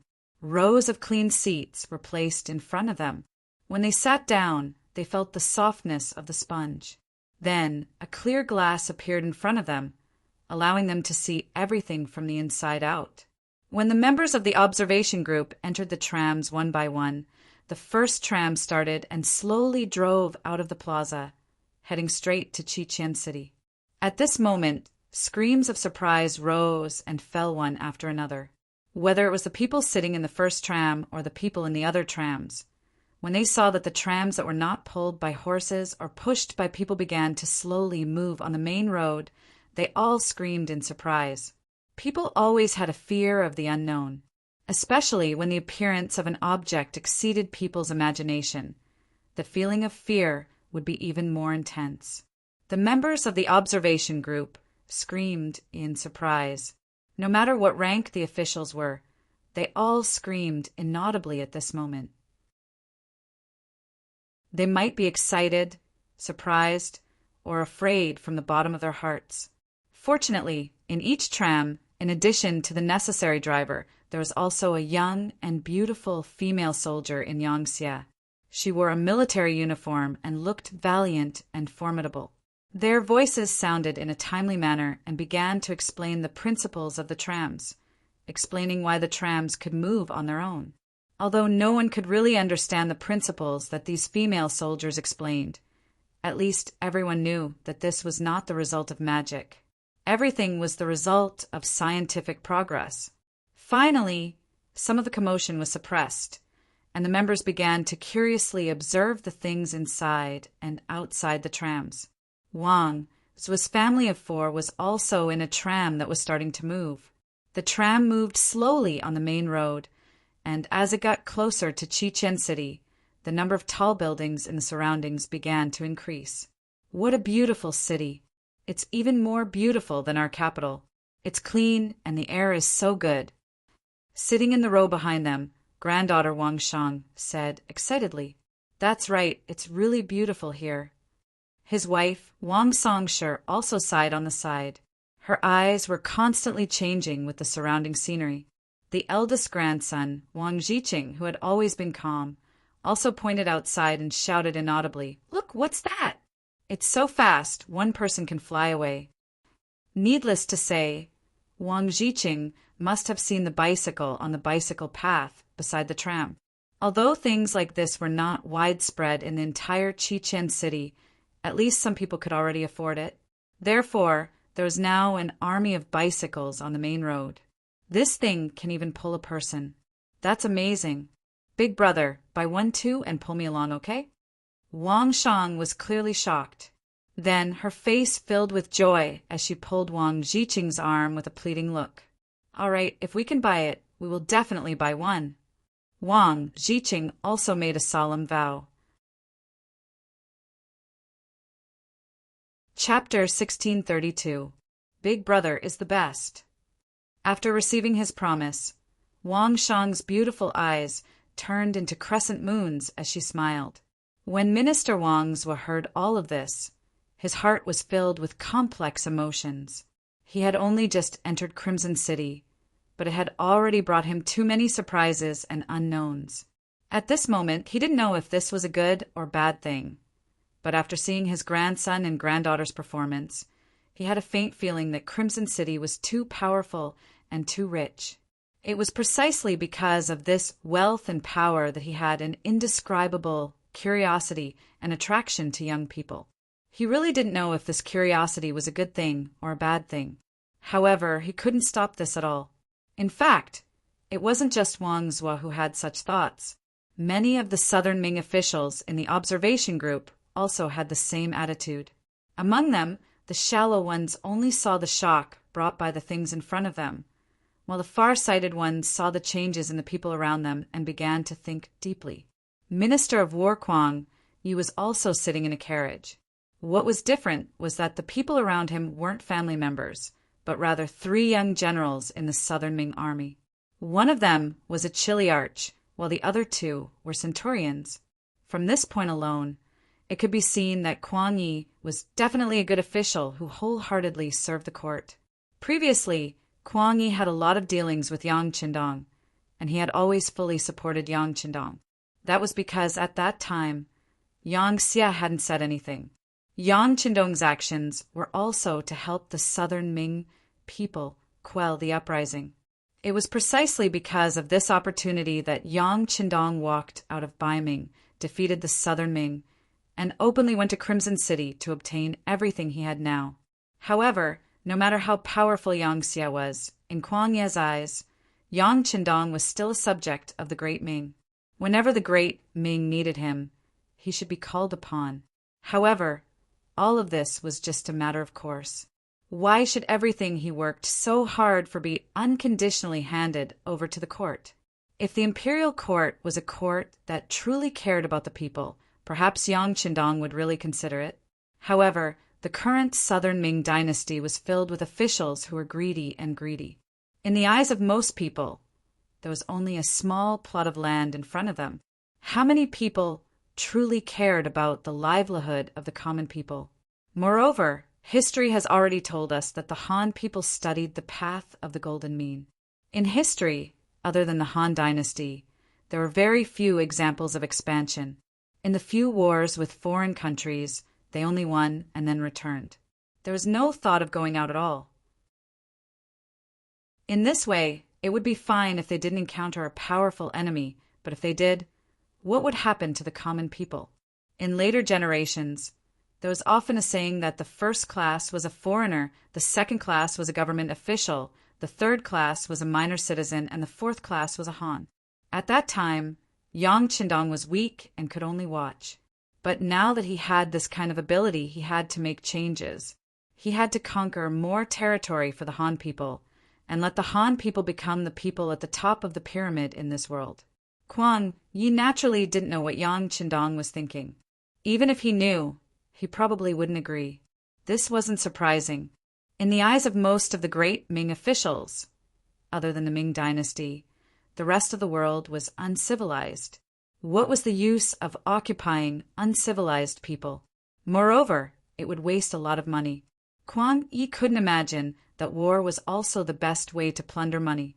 As long as it was done well and the war was won, the dividends would be very generous. Unfortunately, the Ming people didn't know this. They only saw the wealth used to mobilize the army and didn't see the spoils after the war was won. Therefore, at this moment, Kwang Yi and Yang Qindong's ideas had undergone a serious change, especially when Kwang Yi saw that Yang Xie wanted to make a move on the southern Ming dynasty. Under the heavy pressure, the friendship between the two of them was completely lost. This was also why Kwang Yi didn't have a good expression when he got off the ship. This time, following the observation group to Crimson City was also Kwang Ye's last effort. He wanted to talk to Yang Qindong about the southern Ming dynasty. Although it was unlikely that there would be any good results, Kwang Yi was still willing to give it a try. Sir, this Crimson City is different from our southern Ming dynasty cities. The only Chiliarch accompanying them, Kahong, said carefully. How could the black-faced Kwang Yi not see it? However, at this moment he didn't know what to say. He could only remind him again, look more and speak less, especially the army camp in the city. You must go in and take a look. Yes, but Kuhong's face revealed a trace of difficulty. This wasn't the southern Ming dynasty. Their identities as military officials were useless. If it wasn't for Bugnam of Gojoseon's permission, trespassing into the army camp would be a capital offense. Knowing what Kahong was worried about, Kwang Yi waved his hand and said, No matter. I will talk to Bugnam of Gojoseon about this matter. I will fight for you. The moment he said that, it was clear that Kwang Yi didn't have much confidence in this matter. Speaking of which, he was the Grand Tutor of the Crown Prince, the Minister of War, a lower-class rank, one official, which was already quite impressive. However, if Yang Qindong didn't care about him, there was nothing he could do. Hearing Kwang Ye's words, Kahong and the other two didn't say anything else. Instead, they looked out of the window with curious gazes. The scenery constantly changed. The carriage entered the city and finally stopped in front of the Yangxia Hotel. Speaking of the Yangxia Hotel, it was built 3 years ago. Because the Yang family's territory and influence had expanded greatly, the Yang family Grand Hotel was built on the largest scale when it was first built. It took up a few hundred hectares of land, and many of the surrounding buildings were demolished. After 3 years, it was finally completed. It was opened last month. The entire hotel was 8 stories high, and there were more than 20,000 bedrooms. There were also countless restaurants and boutiques. With such a large scale, it was more than enough to accommodate the southern Ming dynasty's observation team. Thus, when everyone walked out of the carriage, the room keys were handed to them. A thick red carpet was laid out from the entrance of the hotel all the way to the hotel. As soon as they entered the hotel, the The various chandeliers above their heads were reflected in everyone's eyes. At this time, although the sky wasn't dark yet, the light from the electric lights was already useful. When they saw the colorful lights flickering above the chandeliers, almost everyone in the observation team was shocked again. Not only that, when everyone entered the elevator in the lobby and was suddenly brought up, many people were so scared that their faces turned pale. Then, they each took their own keys and entered the floor. After entering the room, everything in front of them opened their eyes. There was a separate, luxurious bathroom, a comfortable big bed, and a wide and bright floor-to-ceiling window. There was also a kettle that could boil hot water when it was turned on, as well as instant noodles, ham sausages, canned food of various flavors, and various drinks placed in every room. It was so bright that it blinded most people's eyes. Wang Shang was a girl who was very curious about anything new. When she read the instructions in the room and learned how to use the things, she immediately boiled a kettle of water. Then, she poured the instant noodles and ham sausages into it and quickly ate until she was full. Touching her full stomach, she quickly walked out of the room and went to the next room. Then, she knocked on the door of each room. Soon, under her efforts, most of the instant noodles, ham sausages, and other things in the rooms were wiped out. The kind of junk food that everyone was used to in the future had now become incomparably delicious in the eyes of many people. As a direct result, when it was time for dinner, everyone came out of their rooms and entered the banquet hall in batches. When they saw the dazzling array of delicacies, many of them cast resentful gazes at Wang Shang. Wang Shang also felt very wronged. How would she know that Yang Xia had prepared so much delicious food for them at night? She thought that the so-called welcome banquet would be the same as the banquets held in the palace in the past. There would only be a small amount of food at each table, and there would be so many rules that they wouldn't even be full in the end. Fortunately, Wang Shang was very young and digested food quickly. It didn't take long for her to compete with some of her younger sisters in the same industry to eat the food in the buffet. The biggest advantage of a buffet was that you could choose food at any time according to your appetite. Then, you could put it on a plate and start eating. There was no need to pay attention to any rules, and there was no need to wait for the guests to call you and fall into an awkward situation. This was the favorite way of eating for young people. They had enough of the rules at home and could finally let go of themselves for once. Of course, they were very happy. On the other hand, when officials like Kuang Yi saw the food, their eyes widened and they felt that it was a waste. Some of the more observant people did a rough calculation. They were afraid that tonight's entertainment would cost a lot of money. Yu Qian and Shen Yu also brought a group of Yang Xia officials to join the welcome banquet. Compared to most of the southern Ming officials who were at a loss or ate and drank to their heart's content, the Yangtze officials who were used to this kind of scene just held a cup of wine and casually chatted with others. In addition, all of the Yangtze officials were wearing gray Chinese tunic suits, which made them look quite stylish. Bugnam of Gojoseon has arrived. A loud shout sounded, and a group of black cavalry rushed in from the entrance of the banquet hall. They were all dressed in neat military uniforms. After entering the banquet hall, they guarded the main roads and stood on both sides. They didn't delay everyone's meal and could guarantee that they could control the situation and deal with any unexpected situations. After waiting for these Longwei officials to stand in their positions, Yang Qindong took Huyan's hand and strode into the banquet hall with Luan Shaoqin, Lung Song, and other officers in military uniforms. Today, Yang Qindong was wearing a marshal's military uniform, which was rare, and it made him look particularly energetic. When the shiny black leather shoes landed on the red carpet, everyone's attention was instantly drawn to them. Chapter 1633. Wow, so handsome.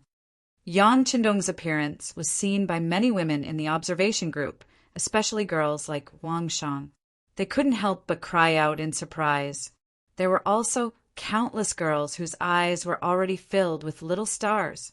Yang Qindong was only 37 years old.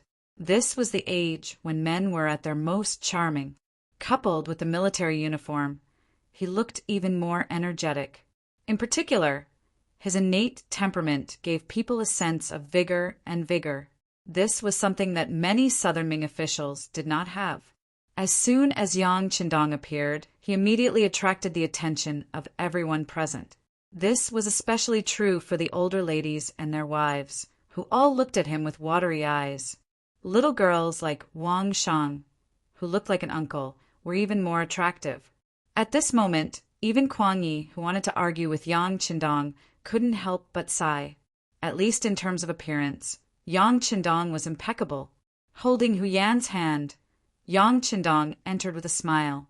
He looked around as if he didn't have a focal point, but he also seemed to see everyone in his eyes, giving people a feeling of being valued. At this moment, Hu Yan was also smiling like a flower. The noble temperament of a queen was undeniable. Walking together with Yang Qindong, she gave people the feeling that they were young girls. Applause quickly sounded in the banquet hall. Yu Qian, Xin Yu, Luan Shaoqin, Lung Song, and Long Tainan, who was in charge of security, led the applause. Soon, the hall was enveloped in warm applause. Influenced by this, the Southern Ming Observation Group also applauded, causing the atmosphere to reach its peak. Yang Qindong didn't have any intention of speaking. He had just arrived in Crimson City and didn't know much about this place. As such, it was still too early for him to say anything. It was better to let everyone see and understand him first before he spoke. At that time, the meaning would be more than 100 times greater. Yang Qindong, who didn't have any intention of speaking, held a wine glass and lightly clinked glasses with Chen Sun, Wang Zhua, Xia Chong, and the others. Regardless of whether they were on the same side or not, they all had smiles on their faces, as if they were old friends who hadn't seen each other for a long time. However, this harmonious atmosphere quickly changed due to Kuang Ye's arrival. Although Kuang Yi was over 80 years old, he quickly squeezed in front of Yang Qindong because of his tall stature and the fact that he had practiced martial arts when he was young. In response to Kuang Ye's arrival, Chen Sun and the others naturally made way for him. At the same time, they couldn't help but take a step back. They had seen Kuang Ye's performance along the way, so they naturally didn't think that Kuang Yi was here to bond. The truth was no different from what everyone had guessed. As soon as Kuang Yi squeezed in, he put on a fake smile and said in a somewhat sarcastic tone, "Wu Nan Wang is so mighty. So it's Duke Kuang, long time no see." Seeing Kuang Yi squeeze his way in, Yang Qindong, as the host, put on an appropriate smile. Kuang Yi acted as if he didn't see Yang Qindong's goodwill. Instead, he said sourly, "Bugnam of Gojoseon, to think that you've always been the best to the Han people. To think that you once told this old man that money should be spent wisely. But look at this banquet hall. The food prepared here must be expensive. With this money, wouldn't it be better to leave this food for the people? Why waste it here?" Once the word waste came out, Chin Sun, Wang Zhua, and Xia Chong's expressions immediately turned ugly. What was waste? Was it a waste to let everyone eat? Was it not a waste to let the people eat? This was clearly Kuang Yi looking for trouble. At this moment, everyone's impression of him had a trace of disgust. On the other hand, Yang Qindong's expression didn't change. He understood Kuang Yi. The information sent by the intelligence department also showed that this old man wasn't very particular about his food. He didn't have extravagant expectations of delicacies as long as he was full. Therefore, it wasn't surprising that he would say something like this. However, this was his own welcome banquet after all. As the host, Yang Qindong naturally wouldn't look too good if he said something like this at such an occasion. Yang Qindong had always been the type of person who would return the favor 10 times over. How could he be polite? He gently swirled his wine cup and then raised his head, asking word by word, "Waste? Haha, Sir Kuang, you're really ignorant." The change from Duke Kuang to Sir Kuang already proved Yang Qindong's attitude. At this moment, Kuang Yi clearly didn't notice this. He only heard Yang Qindong say that he was ignorant. He immediately became furious and his voice rose 2 pitches as he asked, "Bugnam of Gojosian, what do you have to say?" His raised voice immediately attracted the attention of everyone in the banquet hall. Originally, because of Yang Qindong's appearance, many people intentionally or unintentionally gathered here. Now that Kuang Yi had shouted, everyone's attention and curiosity were all drawn here. Kuang Yi was angry, and his face was full of anger. However, Yang Qindong didn't care about this. Instead, he chuckled and said in a voice that wasn't loud, but could be heard clearly by the people around him, "Sir Kuang, haven't you heard of the ancient saying that reason doesn't depend on one's voice? Also, this prince doesn't agree with your words of waste. A person living in this world can eat better and wear better clothes through their own efforts. What's wrong with that? Do we have to eat chaff and swallow vegetables? If that's the case, then what's the meaning of life?" After being reprimanded by Yang Qindong, Kuang Ye's face became even uglier. However, he didn't lose his composure because he had already thought of the consequences of his words. Therefore, facing Yang Qindong, he didn't back down and said, "There's nothing wrong with a person's pursuit. However, the ancient people also said that if one achieves success, they will help the world. You, Bugnam of Gojosian, boasted that you will lead the Han people to a better life. Have you done it? You're eating and drinking here. But have you thought about whether the people outside have food to eat? Even if it's just eating chaff and swallowing vegetables, can you do it?" "Of course I can do it." Almost without hesitation, Yang Qindong said the sentence. Then he turned around and looked at the people attending the banquet and said, "Since this prince has said that he will give the people a better life, then he will naturally do it." This point, everyone can find the answer during the inspection of Qiqian City. If there really are people starving to death on the streets, or as Kuang Yi said, most of the people are eating chaff and swallowing vegetables, then you can curse this prince. This prince will accept it. On the other hand, if the people really live a better life under this prince's lead and don't have to worry about food and clothing, then this prince would like to ask you, "Kuang Yi, what will you do?"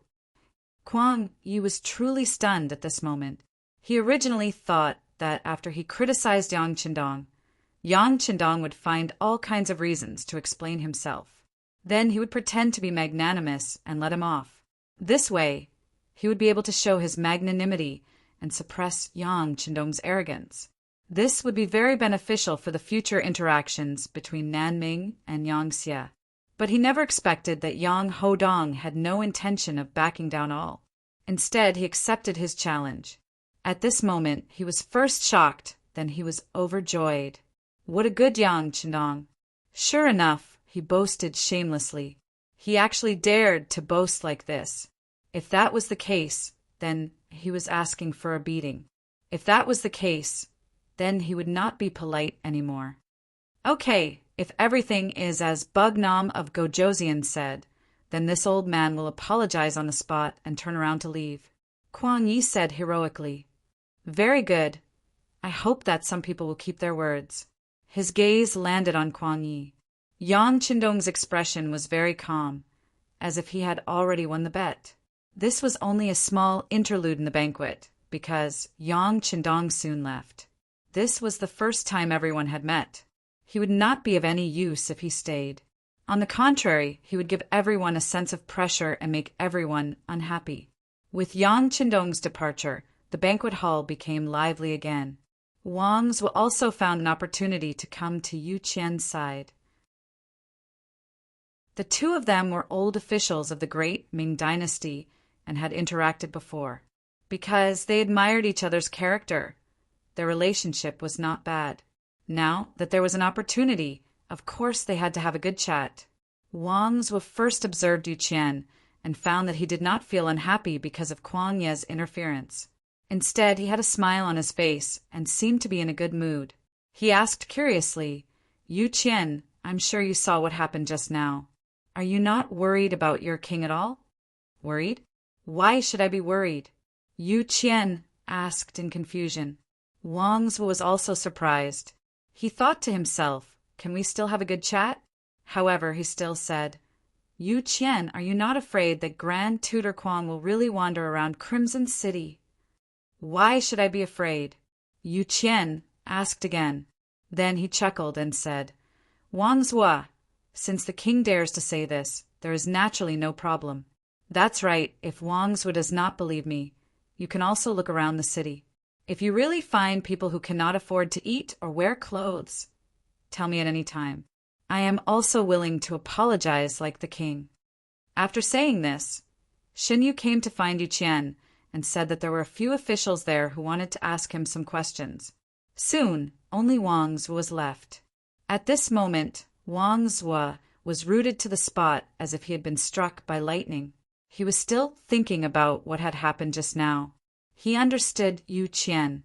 He was definitely a man of action and was also a bit idealistic. There was no problem with this kind of person doing things, but because he was too righteous, it was easy for him to offend people. If he wanted others to admire him, it was basically impossible. This kind of person would not boast. But what did he just say? He even told him to look around the city. If this wasn't boasting, then what was? Chapter 1634. Even when the great Ming dynasty was at its wealthiest, there were still beggars in the capital. That was something that the emperors of the great Ming dynasty could not achieve even after putting in so much effort. How many years had it been since Crimson City was built? How could there not be a single person who could not afford to eat? Also, what did Yu Qian call Yang Qindong? King. That was not king, but king. Even though it was just a single word, there was a lot more to it. This was enough to prove Yu Qian's admiration and even trust towards Yang Qindong. What kind of person was Yu Qian? He was definitely a role model for all officials.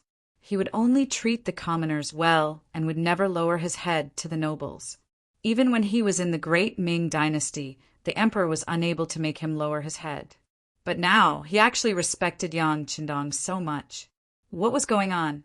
Could it be that Yang Qindong's kindness towards the commoners had surpassed Yu Qian's understanding and had gained his recognition? Could it be that the truth was, as Yang Qindong had said, that there were no commoners in Crimson City who could not afford to eat? No, that's impossible. A voice shouted in Wang Zhua's mind. Since ancient times, there had never been a dynasty that could provide enough food for all the commoners. At most, 60 to 70% of the commoners would have sufficient food and clothing. After all, not everyone was willing to work hard. There would always be those who were lazy. Shaking his head, Wang Zhua could not understand.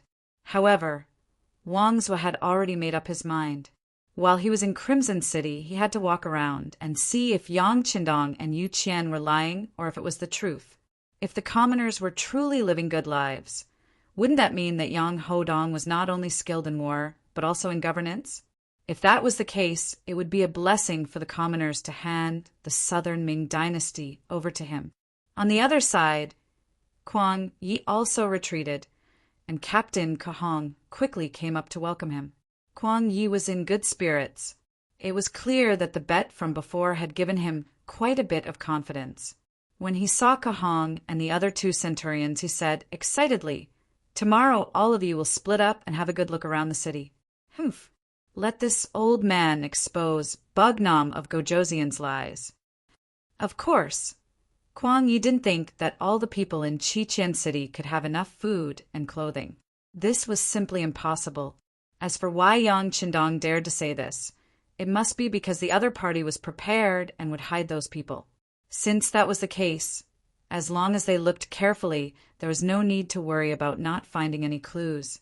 At that time, he wanted to see how ugly Yang Qindong's expression would be. At that time, he would use this momentum to raise the diplomatic issue between the southern Ming dynasty and Yangxia. Presumably, there would be a breakthrough. Facing Kuang Ye's orders, Kahong and the other centurions naturally couldn't help but nod.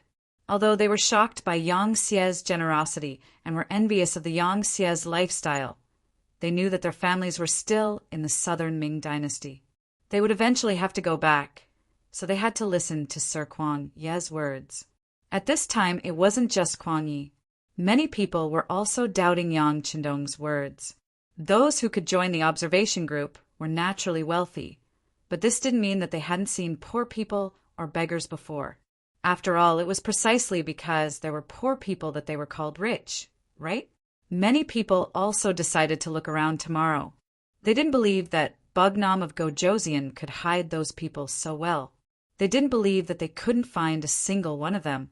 When the banquet ended, many people made such a decision in their hearts. But for most of the family members, they were attracted by the neon lights on the road outside the hotel. Looking out the window of the hotel, people were walking to and fro on the streets. Under the illumination of the straight cement road lamps, everyone was talking and laughing. There were even some young people walking on the streets hand in hand. They didn't care about the gazes of outsiders at all. And from their clothes, they were all wearing bright clothes. Everyone had a happy expression on their faces. This scene was impossible to see in the capital of Nanjing. First of all, there was a curfew in the capital. Once night fell, no one was allowed to walk on the street. How could there be any excitement? Second, even if there was no curfew, it was dark everywhere. If one wasn't careful, one would step into a ditch. Who would be willing to go out in such an environment? As for the third, there were no entertainment facilities in the capital at night. Even if one went out, what could they do? In comparison, the scenery outside the Yangxia Hotel was very different. Wang Shang stood in front of the floor-to-ceiling window in the room and looked outside. Her heart was itching. At this moment, there was a slight knock on the door. With a trace of doubt, Wang Shang opened the door and saw her brother, Wang Zhiqing. At this time, Wang Zhiqing was already dressed. He didn't look like he was going to sleep at all. After seeing his sister, the first thing he said was, "I'm going to call a few friends to go out for a walk. Do you want to come?" Of course, Wang Zhiqing wasn't being kind. He called his sister because he was afraid that his grandfather would punish him. If his sister followed him, he would have an extra shield. Wang Shang originally had this idea. Now that her brother said it, she couldn't suppress the restlessness in her heart. She immediately nodded and said, Okay, wait for me to put on my coat." Wang Shang and Wang Zhiqing quickly went out of the room. They called a few young friends, and the group of people went downstairs. Here, they saw the police in charge of security. While they were still thinking about whether going out would be prohibited, a police officer took the initiative to come up and ask them what they wanted. With a trace of nervousness and apprehension, Wang Zhiqing spoke his mind. Then he said that if it was inconvenient, they wouldn't go out. However, to their surprise, the police only smiled and began to ask for their names. Then some temporary identification documents were handed to them. "You can go out, but you must have identification documents. Otherwise, it will be troublesome if you encounter a patrol officer. Okay, now that you have these identification documents, there won't be any problems." After saying that, the police officer took the initiative to step aside and completely let them through the door behind him. After taking the identification documents, Wang Zhiqing, Wang Shang, and the others walked out of the Yang family hotel excitedly. However, what they didn't know was that behind them, a small team of 10 police officers in casual clothes was following them not far away. No matter what, they were still an observation team from the southern Ming dynasty. If their personal safety was threatened in the southern Ming dynasty, it would be equivalent to slapping Yang Xie and Bugnam of Gojoseon in the face. It would be equivalent to the police force not doing their job well. After leaving the Yang family hotel, Wang Zhiqing walked in the direction of the crowd. After walking for more than 2 miles, he saw a square that covered an area of dozens of acres. There were many young and middle-aged people dancing here. The dance music was played by several loudspeakers around the square. It was very rhythmic, allowing people to quickly integrate into the rhythm. Outside the square, there were small stalls everywhere. Some of them sold food, and some sold all kinds of trinkets. Basically, there were some people surrounding each stall. From afar, it gave people a very lively feeling. This place is really bustling. Wang Zhiqing stood on the spot when he saw this scene. This scene could not be seen in the capital of the southern Ming dynasty. Perhaps it could only be seen on the 15th day of the first lunar month when there were lanterns. However, that was only because there were many people. In terms of entertainment and food, it could not be compared to here. Isn't that so? This place is really good. I don't want to leave anymore, Wang Shang said with emotion. However, when Wang Shang heard this sentence, his expression changed involuntarily. At this moment, he could not help but have some thoughts in his mind. It was only when his companion strode forward and began to beckon him to hurry up that Wang Zhiqing replied, "Coming." Then he followed and blended into the crowd. There were delicious food, fun things, and even acrobatics. There were many things that Wang Zhiqing and the others had heard of, but never seen before. After asking about the price, they found out that it was not very expensive. At least, for officials like them, they could definitely afford it. Therefore, it did not take long for them to be filled with all kinds of spoils of war. After buying a lot of things and chatting with some merchants, they found out that there was more than one square like this in Sushian City. This was the central city district, and it was also the largest square. There were many similar squares in the other 4 districts. There were even such squares in some residential areas. However, due to the large population, most of the squares were not as lively as this one. Hearing that there was more than one such place, Wang Zhiqing was truly shocked. Out of instinct, he asked the merchant about the taxes. He had estimated that every stall was extremely lively. There were many people lining up in front of it. In this way, there would be a lot of transactions in one night. The profits would not be small, so the business tax should be quite high. Ah, you're talking about the business tax. We are a small business, so it's only 10%. The stall owner was clearly someone who was willing to chat. There was no taboo on this topic. 10% business tax? How do we collect that? Wang Zhiqing was puzzled. He finally understood that 10% of the transactions in one night would be used to pay the tax. However, how would the tax collection department know how many transactions there were? Damn it, Bugnam of Gojoseon has created such good conditions for us Han people. Of course, we have to be content. Naturally, there are also people who are unaware. However, there are many workers in this square. They will secretly record the transactions of the stalls and compare them later. If anyone was caught for tax evasion, they would be locked up in prison and forced to do hard labor. With such a good life in front of them, no one dares to play with such thoughts. Chapter 1635. Self-Awareness. Hearing this, Wang Zhiqing was extremely surprised. However, when he calmed down and thought about it carefully, he was relieved. If it was him, he would not play any tricks on the tax system in such a good environment. Moreover, the boss had just said that there were people who were caught for tax evasion and were treated as examples. This was enough to deter others. With such soft and hard methods, it was no wonder that everyone would cooperate fully. Naturally, all of this was based on the fairness of the tax collectors. If it was in the southern Ming dynasty, who knew what those small officials would do for their own selfish reasons. In the end, even a good policy needed to be implemented by people. If the right people could not be found, no matter how good the policy was, it would be a waste. However, the Yangxia was extremely strict with the corruption of officials. Officials could not do business. This was already an iron law. Reputation and money could not be taken away by one person, right? Officials also had to regularly assess their performance. If their performance was poor 3 times in a row, they would be fired. This was the saying, the capable are the top and the mediocre are the bottom. Officials were strictly prohibited from using their authority and receiving benefits. Once discovered, 3 generations of officials were not allowed to do business, and 5 generations were not allowed to be officials. Then, they could only rely on working for others to earn money. Facing such a severe punishment, there were not many people who dared to test the law. Speaking of which, under such a severe punishment, the treatment of officials was really good. Not only were their monthly salaries high, but they also enjoyed 2 holidays a year. During the holidays, there were also subsidies from the government, allowing the officials to walk around and look around. With the basic salary, it was very easy for an official to support a dozen people. There were also various protective measures for officials.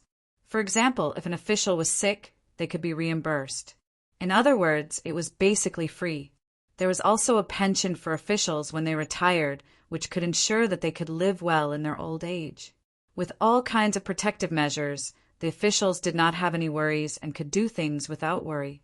This was completely different from the Southern Ming dynasty officials, who relied on their salary as a supplement and corruption as their main source of income. As an official in the Southern Ming dynasty, if there was no gray income, it was basically very difficult to survive. This directly led to the big officials being greedy and the small officials being greedy. Regarding all of this, even Emperor Ming could only turn a blind eye. He couldn't be ruthless. Otherwise, those officials who relied on their salary might not even be able to live as well as some of the tyrants. If that was the case, why did he do that? How could he not hear it? Qian Li became an official only for wealth. That night, Wang Zhiqing heard a lot and saw a lot. His mind was almost stuffed with thoughts.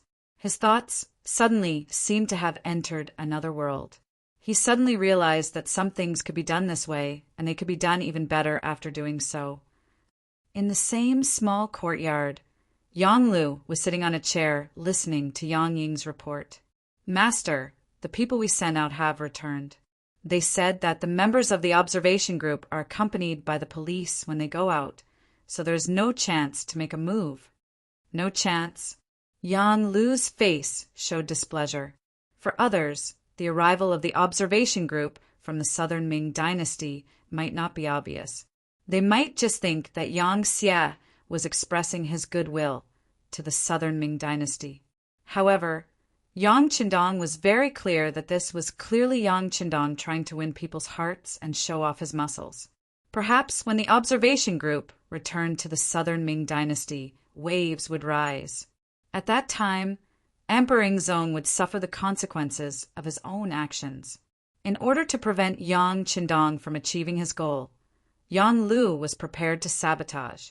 If someone in the observation group was killed, the most important person would be killed. Then the observation group would be in danger. Then they would no longer have the mood to stay in Crimson City. Naturally, this plan would be ruined. However, he didn't expect that the police force would be dispatched. However, Yang Lu still said with some dissatisfaction, "From what I know, the Wolf Fong Special Forces is not in Crimson City. It's just a few policemen. Can they really stop the assassins we send out?" Seeing that Yang Lu was doubting his ability, Yang Ying quickly explained, "Master, the strength of the police force is not bad.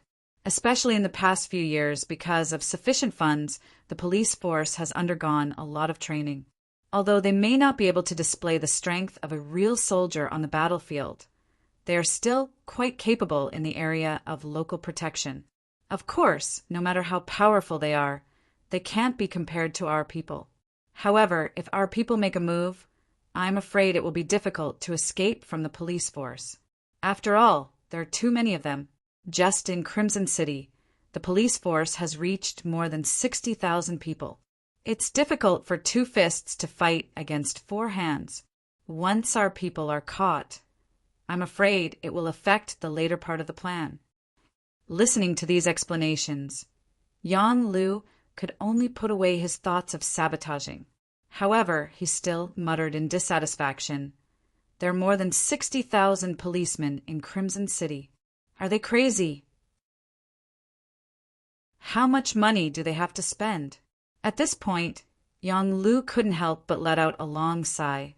When it comes to money, Yang Xi is really not short of money now, especially when the Navy is constantly winning.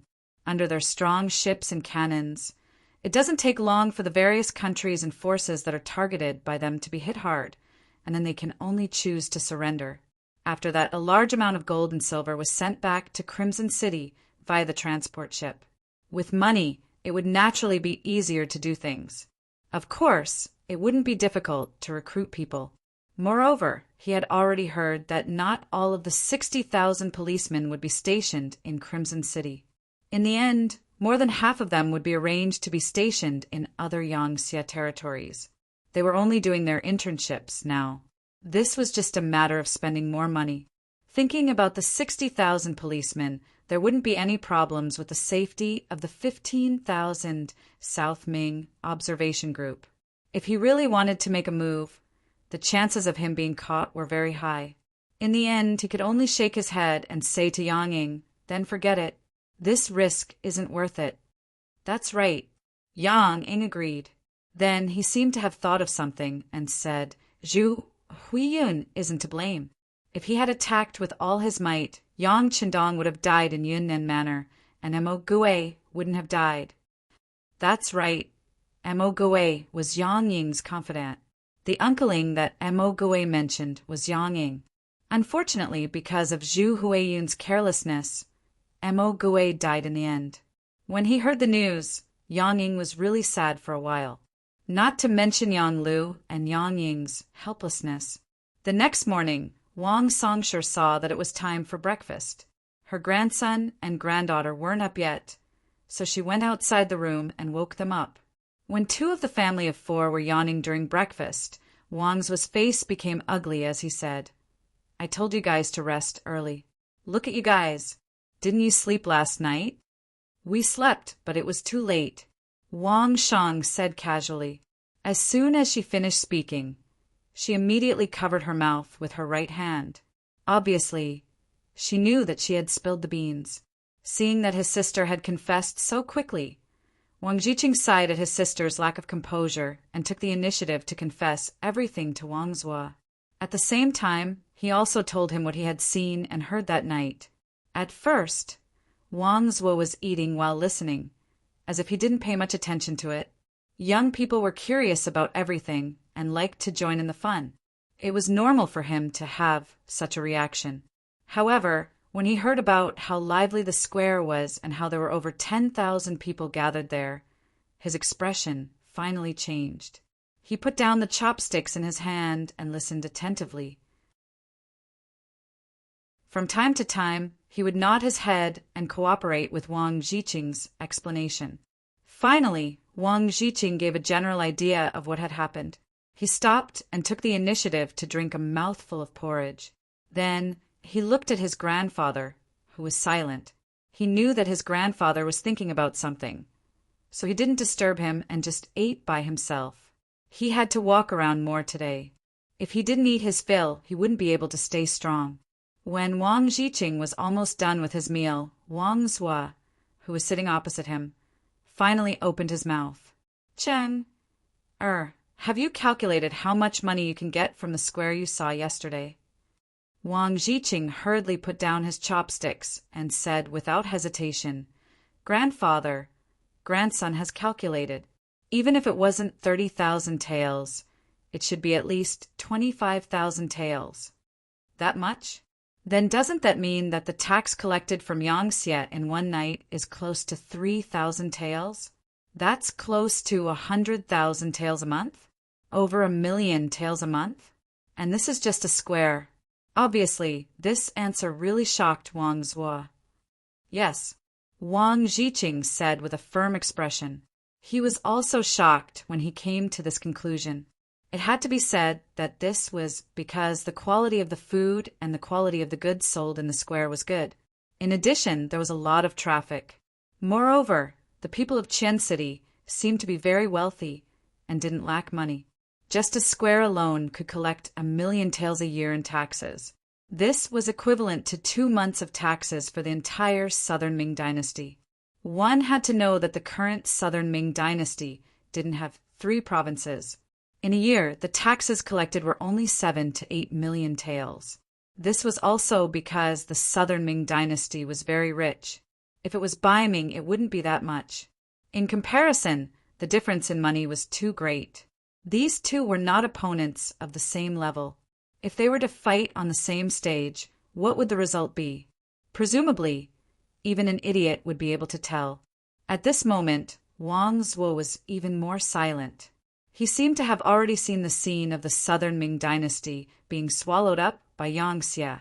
The only thing to consider was how long the Southern Ming dynasty could last. Chapter 1636. Although there were all sorts of delicious breakfasts in front of him, Wangzhe was unable to swallow any of them. When he saw that his family had finished eating, he stood up resolutely. He had decided to properly observe and investigate Crimson City. He wanted to find out where the drawbacks of this city were.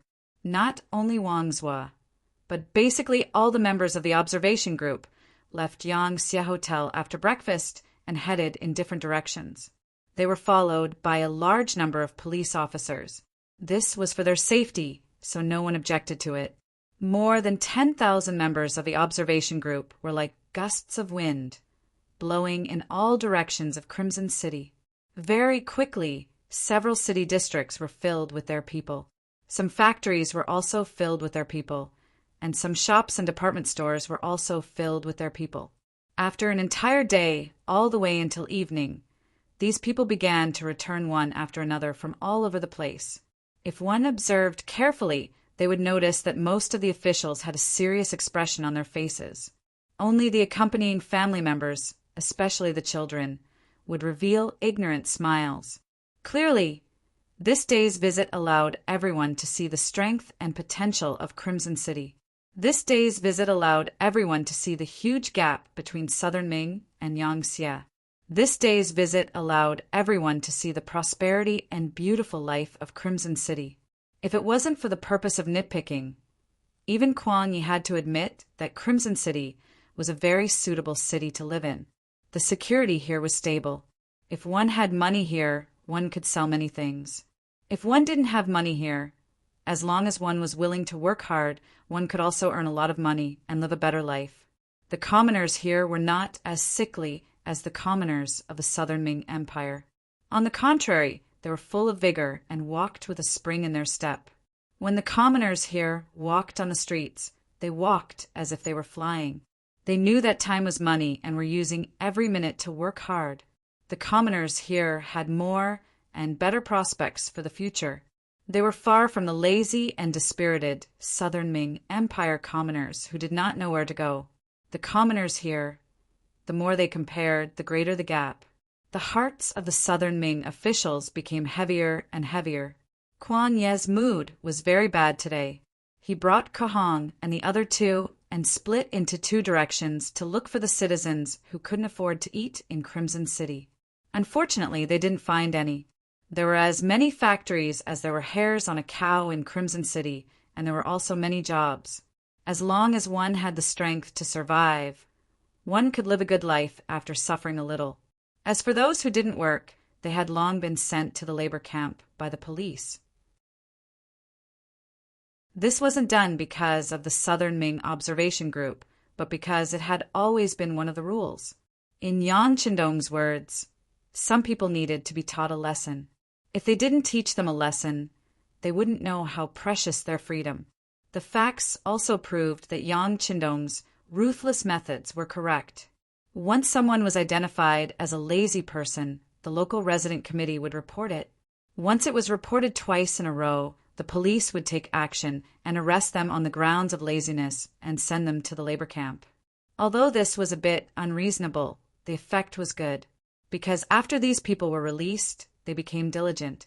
Compared to not being able to get money and freedom after working in the labor camp, it was better to work hard after being released. At least they not only had freedom, but they could also use the money they earned. Under such a policy, it was naturally impossible for Kuang Yi to find the kind of people he mentioned. But only one day had passed. Kuang Yi wasn't discouraged. He decided to continue his search. On this night, when everyone gathered in the hotel to eat dinner, Yu Qian and Shen Yu came again. During the day, the two didn't appear and didn't accompany anyone to look at any place. They were completely free. After a day of observation and visit, they believed that the Southern Ming Observation Group should have a basic understanding of Crimson City, so they appeared again. When they appeared this time, the two gave the Southern Ming Observation Group a big gift, which was 370,000 Yang coins. Previously, in order to welcome the Southern Ming observation group, Yang Qindong took out 5 million silver and 370,000 Yang coins. The silver was used to entertain, such as food and accommodation. In the end, had to be paid to the Yang Qindong. Although these were all Yang Qindong's businesses, it was equivalent to putting his left hand into his right pocket. This was also to prevent people from reaching out their hands. The silver was used to entertain, but the Yang coins were to be given to the observation group. So when you Qian and Xin, you said that as long as they were in the observation group, regardless of age or status, everyone would receive 100 Yang coins. Many young people jumped up in excitement. Unlike the Southern Ming officials, these young people didn't have any intention to nitpick. They were here to broaden their horizons and have fun. Today, many people went to the Yang family's department store because the things there were the most complete and the best in the entire Crimson City. After arriving at the Yang family's department store, they really saw a lot of things that they liked, especially the exquisite watches that could keep track of time, as well as the bicycles and electric scooters. They couldn't bear to part with them and were unwilling to put them down. Unfortunately, these things couldn't be bought with silver. They needed Yang coins. When they were really worried about what to do, Yu Qian and Shun Yu came and gave them Yang coins. How could they not be happy? Although they couldn't buy anything with 100 Yang coins, they could borrow it from others. In this way, if they gathered together, it would be a large sum of money and they could buy the things they liked. So after Yu Qian and Xin Yu announced this decision, they jumped up in joy. Then, whether it was their parents or grandparents who came with them, they all asked to borrow Yang coins. The officials who only cared about learning and watching the changes in Crimson City didn't know the importance of Yang coins. When they saw their family members asking for it, they didn't pay much attention and took out the 100 Yang coins that they had just received. After the young people received the Yang coins, they were naturally elated. They were all overjoyed. Tomorrow they could go to the Yang family's department store and buy the things they liked. After Yu Qian and Shen Yu saw that the staff had finished distributing the coins, they continued, "Everyone, tomorrow you can go to any factory in Chisan City other than the palace, even the military barracks. If you are willing to go, you can also go to any factory in the city. However, you must apply a day in advance. If you want to go, you can tell our staff later. After the necessary registration, you can go to any place you want to go tomorrow." Is this true? The Minister of Personnel, Chun Sun, immediately stood up from his seat. He wanted to go to the city, Lord's Manor, to take a look today and see how they dealt with the ordinary affairs and the selection and promotion of officials. However, considering that this should be a secret, he didn't ask. He didn't expect Yang Qindong to take the initiative to think about it for them. Of course it's true. As I said, other than the palace, you can go to any place you want to visit and inspect. Yu Qian nodded heavily. He was also amazed by Yang Qindong's breadth of mind. Thinking about the ancient people, if they had any skills, which one of them didn't hide it, afraid that others would learn it and steal their rice bowls? How could there be someone like Yang Qindong who would open up everything for you to see and let you learn? As for the palace not being open, it wasn't that there was anything special in the palace. It was just that Yang Qindong didn't want his place to be seen by others. That would be very awkward. Compared to the great Ming dynasty's palace, there wasn't much difference, so it was better not to see it. Chen Sun was very satisfied with this answer. He immediately called the staff over and added the word city, Lord's Manor. On the other side, Kwang Yi also quickly found the staff and added the words barracks. The other officials also applied according to their own preferences and interests. After knowing that the application form would be quickly approved and sent to their rooms, and that they could enter as they wished the next morning, all of the Southern Ming officials had a satisfied look on their faces. They didn't know that the reason why Yang Qindong dared to show them those things was that he had already regarded them as Yang Xie's future officials and people. Since everyone would be a family in the future, what was the big deal about seeing what a family looked like in advance? That night, whether it was the officials or their family members, They were all very satisfied. Even the people who went to the night market at night decreased a lot. Obviously, they all wanted to have a good night's sleep so that they would have the energy to go to the goal they had set. After Yu Qian and Shen Yu completed the task, they sent someone to report the results to Yang Qindong. There was only one answer they got. Although they showed them, Yang coins were absolutely not allowed to be exchanged. Even if the officials came to the door in the name of catching up, they were not allowed to exchange in private. Whoever dared to violate the rules would be severely punished. The reason why they weren't allowed to exchange silver for Yang coins was because of Yang Qindong's small scheme. He was still counting on Yang coins to attract these officials. If they really exchanged Yang coins, then everything would be meaningless. Yang Qindong had already heard about the private exchange of Yang coins from Yang Wu. Some Yang Xie officials, because of their large families and businesses, needed more money to support them. They couldn't be corrupt, but they were very lustful. They married a lot of wives and had a lot of children. Their lives were a bit tight. Taking out the Yang coins from their monthly salary to exchange for silver was undoubtedly the best way to make money.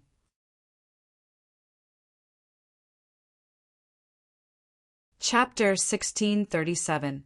In the market, the exchange ratio between Yang dollars and silver had already reached a point that people could only look up to. Moreover, there was still a demand, but no supply. Therefore, as long as one was willing to exchange Yang dollars, one would get a lot of silver and not have to worry about living. Usually, Yang Qindong would pretend that he didn't see it. After all, who didn't encounter an emergency? However, now that the Southern Ming observation group had arrived, the exchange business had to be stopped. At least, this level was not allowed to exist. This way, he didn't have to worry about the Southern Ming officials being able to satisfy his requests and wishes. With Yang Qindong's instructions, Yang Wu accepted the order and left. However, he knew that the exchange business would be over before tonight. After all, this was an order personally given by Bugnam of Gojoseon. Once violated, even if there were a few heads, it wouldn't be enough to chop off. Even so, who would take the initiative to seek death? The Southern Ming officials didn't know that by the time they realized the importance of Yang dollars, everything was already too late. Just like when Jing, a fellow member of the Brocade Guard who came with the observation group, after learning about Yang Bai, he immediately arranged for a fast boat to leave Qiqian City and go straight to the capital of the Southern Ming dynasty. He had long heard that there were many good things in the Yang family's department store and that Yang Bai was not the only one who could buy them. In the past, he didn't have it. Now that he had it, he had to gather it and buy the things that he couldn't afford in the past. Unfortunately, by the time he got Zhu Qijin's imperial edict, everything would be too late. The next morning, whether it was the officials or their family members, after a hurried breakfast, they left the Yang family Grand Hotel and went straight to the place they had set their sights on. Chun Sin went to the city, Lord's residence. When Chun Sin and a group of Southern Ming officials successfully entered the city, Lord's residence, with the application form, they saw the orderly scene of Yang Xie's staff running back and forth in the building. Unlike the Southern Ming court, the officials here walked with the wind. Many times, their footsteps were hurried or jogged. They all looked very busy. Compared to the Southern Ming officials who walked with steady steps, it was completely different. This way, you can train your body and also improve your work efficiency. After all, Yang Xie has dozens of provinces and regions under his control. There are many things that he has to deal with every day. The person in charge of accompanying them was an official sent by the city Lord Mansion. After seeing everyone's puzzled expression, he explained, "I see." Chun Sin and the others nodded. They actually wanted to be busy, but they only had the Southern Ming Kingdom. Moreover, after losing Yunnan, Guizhou, and Guangxi, the area under their control was even smaller. They were no longer as busy as before. Even if they wanted to be busy, they couldn't, because it was said before that everyone could look at the city lord's mansion, but they could not disturb the normal work here. So Chin Sun and the others had to walk together and not be separated. Otherwise, the city lord's mansion would send a large number of officials to explain and accompany them, which in itself was not a small amount of pressure. Fortunately, this request was acceptable to everyone. In fact, they were already very satisfied to be able to come in and take a look. Who would ask for more? What's that? Chin Sun, who was walking in the crowd, noticed that a black thing suddenly rang. Then he saw someone walk forward to pick it up and say something, but there was clearly nothing in front of that person. There was only a wall. Who was he talking to? Not only Chin Sun, but some of the southern Ming kingdom's officials also noticed it, but they didn't dare to ask casually because of their low status. Now that the minister took the lead, the others naturally became interested. Oh, that's a telephone. Every telephone has its own number and corresponds to a department. If you need to find someone, you don't have to go far to the city lord's mansion. You just need to call this number and say who you are looking for.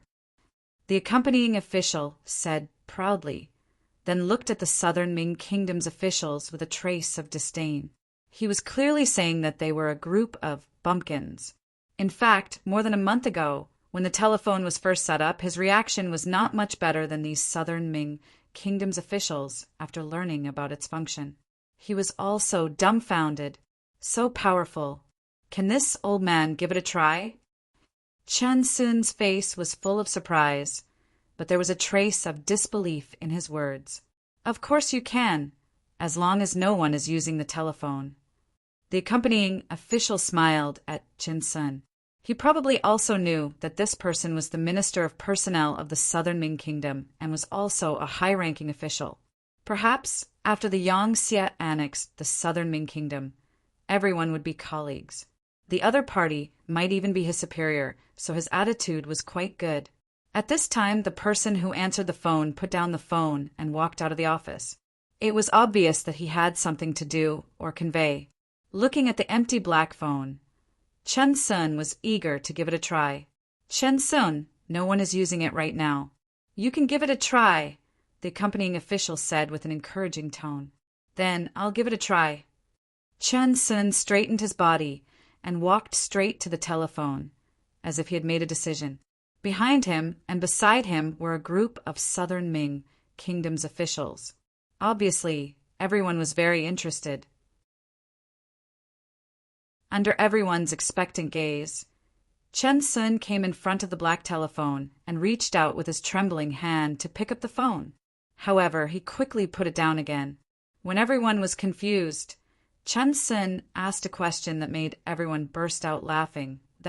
How do I use this thing? Cough.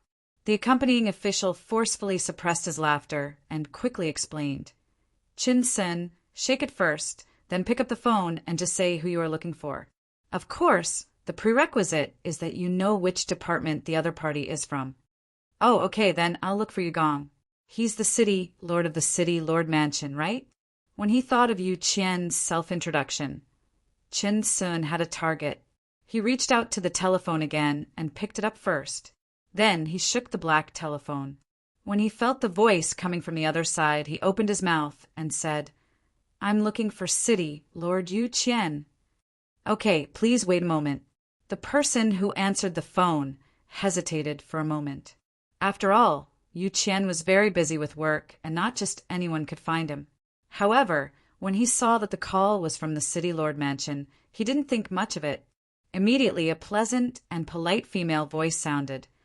Okay, please wait a moment. Then there was a beeping sound from the phone. After about 2 breaths, there was another beeping sound.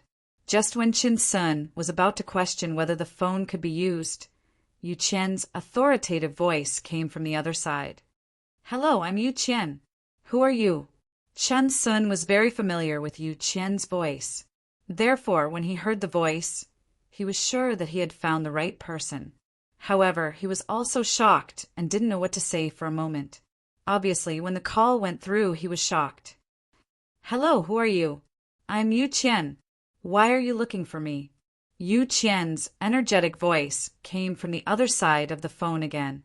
Because the phone had been moved away from Chen Sun's ear, The voice that came from the other side of the phone could be heard clearly even by the people outside. After recognizing that it was indeed Yu Qian's voice, everyone had a look of amazement on their faces. With Yu Qian's continuous questioning, Qin Sun finally woke up. He quickly put the phone to his ear and said, "Sir Yu, I'm Qin Sun." "Oh, Sir Chen." After a slight hesitation, Yu Qian's laughter came out. Obviously, he had already guessed the purpose of the other party's call. Obviously, he didn't believe in the function of this phone and wanted to try it himself. After laughing, Yu Qian didn't say too much. He only said that he would go to the hotel to chat with Qin Sun after work today. Then he put down the phone. The beeping sound was already heard from the phone. Qin Sun reluctantly put it down, then shook his head and said with a sigh, "This thing is really good. It can save a lot of time to find people, and it can also improve the efficiency of work. By the way, I wonder where this phone can reach? As long as it's a place with a telephone line, you can reach it. For example, this phone can reach any place in Rayman City with a telephone." The escort explained patiently, and all of the Southern Ming officials were even more amazed. Think about it. If this was really the case, then the entire Southern Ming dynasty could be connected by phone. Wouldn't that mean that the emperor could find whoever he wanted? How much work efficiency would be improved? It was simply unimaginable. Forget it. Qin Sun was excited and wanted to ask if this phone could be set up in the Southern Ming dynasty, but he quickly gave up on this idea. Yang Qindong was no longer the Yang Qindong from before. In terms of strength, he was far more powerful than the Southern Ming dynasty. Why would he listen to him and set up a telephone line for the Southern Ming dynasty? This was clearly impossible to achieve. Raymen City Military Camp. Kuang Yi brought some Southern Ming officials who were curious about the strength of the five-star army and appeared outside the door. After showing the application form, everyone was escorted into the military camp by a lieutenant colonel. Just like the city lord's mansion, the arrival of the observation group didn't affect the work of the soldiers here. They were training and doing what they were supposed to do. Kuang Yi had his own ideas. He wanted to see what the five-star officers were doing every day and how the soldiers at the bottom were trained. To meet these requirements, this military camp could satisfy all of his requirements. Kuang Yi had his own ideas. He wanted to see what the five-star officers were doing every day. At the same time, he wanted to see how the soldiers at the bottom were trained. This military camp could satisfy all of his requirements.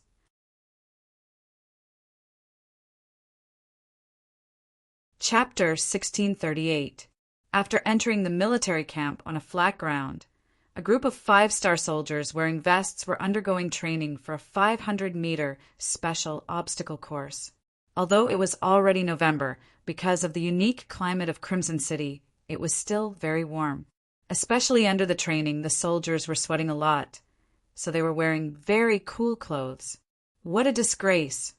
Kuang Yi said angrily when he saw the soldiers' attire. The Southern Ming dynasty's army was very strict about appearance. Even during training, they paid attention to the attire because it represented the face of the country. Since when did they dress so casually like the five-star army? Although this simple attire could allow the body to relax, the generals didn't dare to do this during training. If anyone dared to do this, they would be impeached by the civil officials and be heavily punished. This was the fundamental difference between two different systems. Kuang Yi said angrily. Clearly, his education didn't allow soldiers to do this. However, this was the five-star army's barracks, so he couldn't question it. On the other hand, Ku Hong and the others behind him were deep in thought. Ku Hong had led soldiers before, and at the highest level he was a vice Qinhu. Therefore, he was very clear about what the soldiers needed. Not to mention the difference between the five-star army's training and theirs. Just this casual training was enough to make people envious. As the saying goes, every field has its own specialization. Soldiers should train in the most relaxed environment and not be limited by their attire, which would affect the results of the training. Of course, this was only what he thought. Without orders, no one dared to do this. Therefore, Kuhong was a bit envious of the soldiers who were training the 500-meter obstacle course. It trained a person's stamina, endurance, agility, strength, and coordination. Later generations had already proven that this was a very scientific training method. And now, the soldiers who were at the lowest level had to go through this kind of basic training if they wanted to become a soldier of the 5-star army. It was also through this kind of training that the soldiers' bodies were greatly strengthened. On the battlefield, not only could they kill more enemies, but they could also protect their own safety. On both sides of the training ground, there were 2 temporary shelters. In each shelter, there were 2 military doctors wearing white coats. Beside them, there was a large water jug with drinks that could relieve the heat. This was to ensure that the soldiers could quickly replenish themselves when they were short of water. Not far away, there were specialized examiners. They were holding pen and paper to record the soldiers' performance. This was to ensure that the outstanding people would be promoted, the qualified people would stay, and the unqualified people would be kicked out. In fact, after a period of time, there would always be soldiers who were fired. Of course, they wouldn't directly withdraw from the military camp and return to being civilians. Most of them would be sent to the police force to continue their duties for the safety of the people. Only a very few people would return to being civilians because of their poor quality. This way, they could maintain the absolute strength of the 5-star army. This was also the reason why the 5-star army was so famous. Every time there was a recruitment drive, young civilians would fight to join the army. If it was during the recruitment drive, no one would dare to do so. The reason for this was, in Yang Qindong's words, sweat more during training and bleed less during war. If one knew that they could not do it, but still sent them to the battlefield, it would be a sign of irresponsibility for their lives. If these words were said by someone else, there would definitely be a lot of doubts. However, it was completely different when it was said by Yang Qindong. It was the absolute truth. Not to mention, the soldiers selected from this military camp were not ordinary soldiers. There was a high chance that they would enter the Cold Vanguard Army in the future. Naturally, the selection process would be stricter. Kuang Yi could not swallow his pride, so he asked Kahong and the others to ask in detail. When they learned more about the situation from the medical officer, the recording personnel, and the security personnel, when they reported it to Kuang Yi, it could be seen that everyone's expression was somewhat unsightly. After all, the 5-star army was a potential enemy of the Southern Ming Empire. The stronger they were, the more uneasy the enemy would feel. Let's go and take a look at the other places. Kuang Ye's face darkened. He turned and walked towards the interior of the military camp. He had heard the sound of guns just now, so he wanted to see what the 5-star army was doing. This was a shooting range. Hundreds of soldiers who had become qualified Cold Vanguard Army soldiers were doing target practice here. With regards to Kuang Ye's arrival, regardless of whether it was the commander or the ordinary soldiers, they acted as if they did not see him. They continued to aim, fire, report the targets, and record. When he heard the results of the report, Kuang Ye's expression became even uglier. He turned his head and nodded at Kahong. The latter nodded in agreement. Then he jogged to the side of a recording personnel and humbly asked for guidance. "May I ask, how often do you guys do target practice like this? Aren't you guys wasting gunpowder like this?" If it was someone else who asked this, the recording personnel would definitely think that the person was an idiot. This was because everyone in the military camp knew that the munitions factory in Crimson City could produce more than 100,000 bullets every day. In order to improve the military quality of the soldiers, target practice was only a form of training. It was to allow the soldiers to reduce casualties on the battlefield and kill more enemies. How could there be a waste of gunpowder?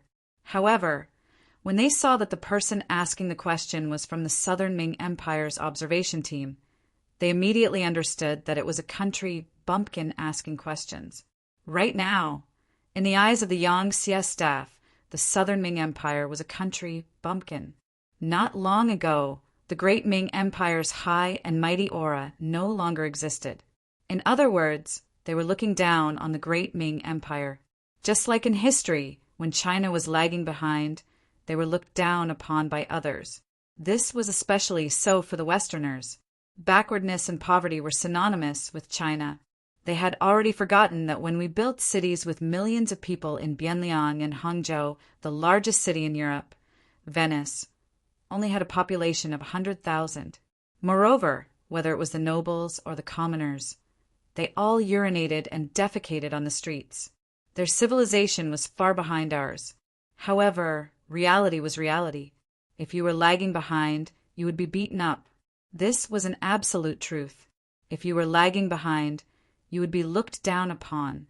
Fortunately, due to the previous discipline, the Southern Ming Empire's officials could still maintain a humble attitude on the surface. Therefore, the recording personnel replied with a good attitude. It won't be a waste. If you don't train your marksmanship well, how can you kill enemies on the battlefield? Ku Hong, who had clearly seen himself as a part of the enemy, had an unsightly expression on his face. In the end, he could only awkwardly smile and retreat. Then, he sent the same words back to Kuang Yi. At this moment, his expression became even darker. After leaving the shooting range, they went to the army headquarters a few kilometers away. There, they saw a scene that they would never forget. In a meeting room that was thousands of square meters, a huge sand table stood there. On it was a three-dimensional map of the Southern Ming Empire. On the sand table, the rivers, lakes, mountains, roads, cities, and cities of the Southern Ming Empire were displayed one by one.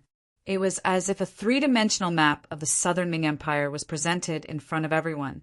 After seeing the sand table, Kuang Yi finally couldn't hold it in anymore. He impulsively strode forward, as if he wanted to flip the sand table over. Two young staff officers had been paying attention to Kuang Yi for a long time. They immediately went forward to stop him and forcefully pushed him to the side. This also caused Ku Hong and the others to become restless. They shouted and went straight to Kuang Yi. However, the commotion had already attracted the attention of the soldiers who were in charge of guarding outside the door. A squad of soldiers rushed out and pointed their guns at Ku Hong and the others. They had no choice but to stop moving forward. The pitch-black muzzles were aimed at the hundreds of people in the Southern Ming Empire's observation group. It was clear that if anyone dared to make a move, they would shoot to death. Ku Hong and the others stood rooted to the ground. Layers of cold sweat appeared on their heads. They didn't doubt that the other party would dare to shoot. After all, this was the Yangtze's army headquarters. It was equivalent to the Southern Ming Empire's Ministry of War. If anyone wanted to cause trouble here, they would have to pay extremely serious consequences. Everyone didn't dare to move. Someone had already reported what happened here. Soon, Deputy Commander-in-Chief Lung Song led a group of officers into the war room. He already knew what had happened on the way here. He also found an opportunity to call Yang Qindong to ask for instructions. After receiving an answer, he entered with full confidence. As soon as Lung Song entered the war room, Kuang Yi shouted loudly as if he had seen his savior. I protest that you treat the Southern Ming Empire as an imaginary enemy. You must remove this sand table model and apologize to us immediately. Kuang Yi had met Lung Song at the welcome banquet. The two of them even chatted for a while. At that time, Kuang Yi's mentality was still relatively relaxed. He even seemed a little arrogant. On the other hand, Lung Song's attitude was very humble. Most of the time, it was Kuang Yi talking while he listened. This created an illusion that Lung Song was Kuang Yi's subordinate. How could he have known that Lung Song would have such an attitude? It was only because he respected Kuang Yi as a senior. In addition, he also knew that the sixth young master and Sir Kuang had a good personal relationship in the past. That was why he kept enduring. However, this didn't mean that Lung Song was really afraid. Especially after he had already called Yang Qindong to ask for instructions, he was even more confident.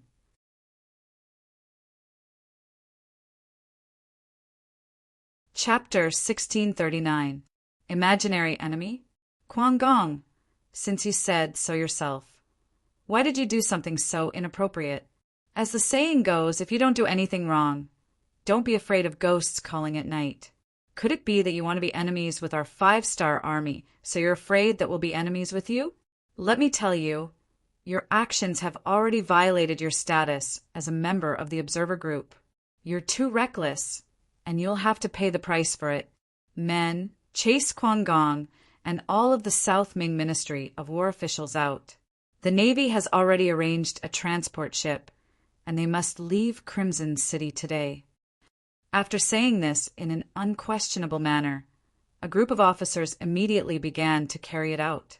Because not all of the Ministry of War officials and their families were here, they had to search for them. Then they would be kicked out of Crimson City. Kwang Yi clearly didn't expect that he would end up with such a result after making a ruckus. At this moment his expression changed greatly and he shouted, "No, you can't not do this. It's too unfair. I want to see Yang Qindong. I want to see Bugnam of Gojoseon. Our king doesn't have time to see you. Also, have you forgotten the bet from before? Let me tell you, there are no civilians in Crimson City who can't afford to eat, because there are countless jobs waiting for them. Therefore, you lost, and with your actions today, there's no other choice but to leave.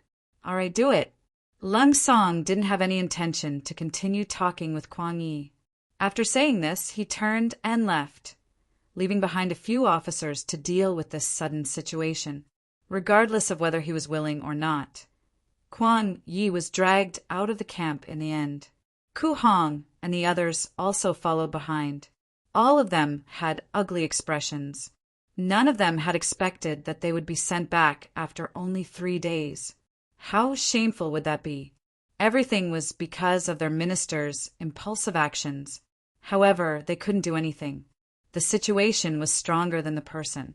If they dared to make a move against the 5-star army, it was equivalent to a challenge, and they were seeking their own deaths. No one could save them. They didn't dare to get angry at Kwang Yi. He was their superior, and his words determined their future. Anger that couldn't be vented was the scariest. Until they boarded the ship, no one said a word. But everyone's face was filled with anger, and they were in a bad mood.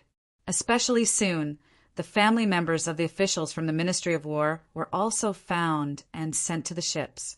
They didn't care so much, especially some of the young people. They were happily strolling around Crimson City. Some of them were even strolling around Yang family's department store, wanting to buy something they liked. Suddenly, many soldiers from the 5-star army rushed out and brought them here. They were still confused about what had happened. Now that they finally knew the truth, how could they not be furious? In their anger, they didn't care about Kwang Ye's status as a high-ranking official. They all started shouting on the ship. Although they didn't directly name Kwang Yi, their words were full of criticism. Do they want to die? When Ku Hong and the others heard this, they were all filled with righteous indignation. They rolled up their sleeves and wanted to find trouble with those young people. They couldn't do anything to the 5-star army, but they could still take care of their own juniors. Forget it. Let them vent their anger. At this time, Kwang Yi had already calmed down and shook his head. He was already regretting his impulsive actions, but now that things had come to this, there was no other way. Even if he was willing to bend down and apologize, the 5-star army wouldn't accept it. Not to mention, it was impossible for him to apologize to the 5-star army, because in Kwang Ye's eyes, Yang Qindong was already a traitor.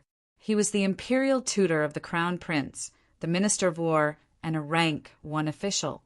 How could he lower his head to a traitor? When Ku Hong and the others heard Kwang Yi say that they could vent their anger, they couldn't help but look at Kwang Yi. Of course, they hoped that this was true. If that was the case, they would each give their own minister of war a punch to vent their anger. But how could they dare to do that? They wanted to go back, just like that. They originally had more time to understand the situation of the 5-star army, but now everything was gone. A good opportunity to understand their opponent was lost just like that. Everyone's morale was low, and they all leaned against the ship with their heads lowered. It was worth mentioning that this time, the transport ship wasn't the luxurious one from before. It was just an ordinary ship. Yang Xie's explanation was that the incident happened too suddenly and there wasn't enough time to deploy the ship, so they just had to make do. There wasn't even a single room for them to rest in. Everyone was squeezed in the cabin, and after a long time there were all kinds of smells. It would be strange if they felt good, but what could they do? This was all Kuang Ye's own fault, so he couldn't blame anyone else. The news that Kuang Yi and all the officials and family members of the Ministry of War were sent away quickly spread throughout the observer group. Regardless of whether it was the officials or their family members, they all rushed back to the Yang family hotel as soon as they heard the news. Then, after a few discussions, the ministers began to restrain the people accompanying them, telling them to pay attention to their attitude and actions. This wasn't the Southern Ming dynasty, but Crimson City.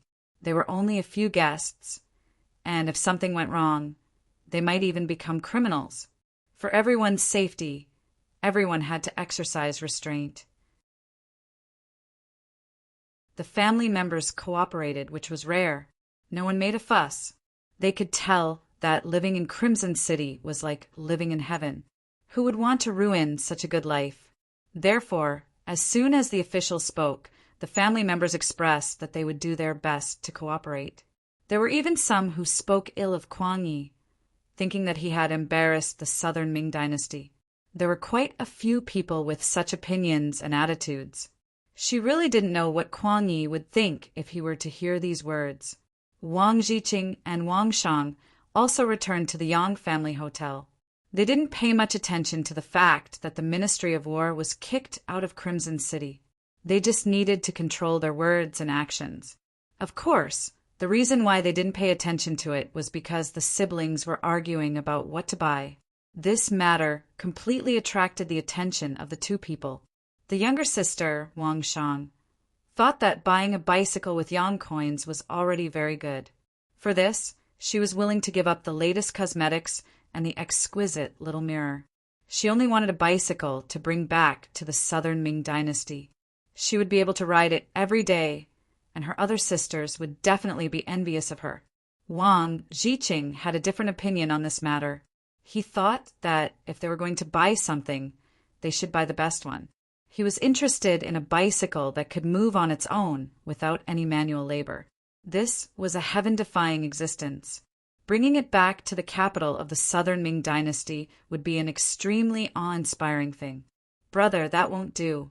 Let's not talk about the fact that a bicycle costs 3,000 yang coins. We simply can't afford it. Even if the Southern Ming dynasty doesn't have electricity, how many times can we ride it back?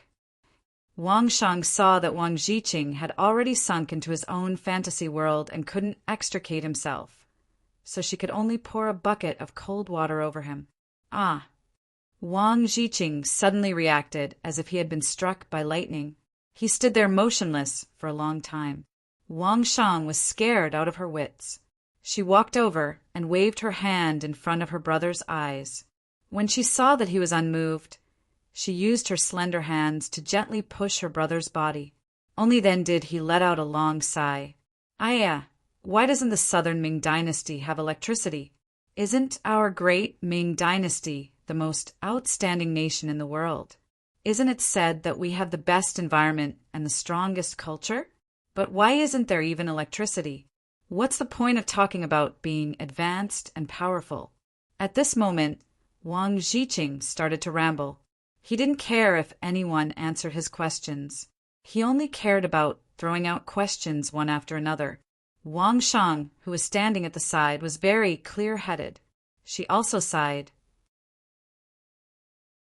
Yes, before she came to Crimson City, she still felt that the Southern Ming dynasty was very powerful.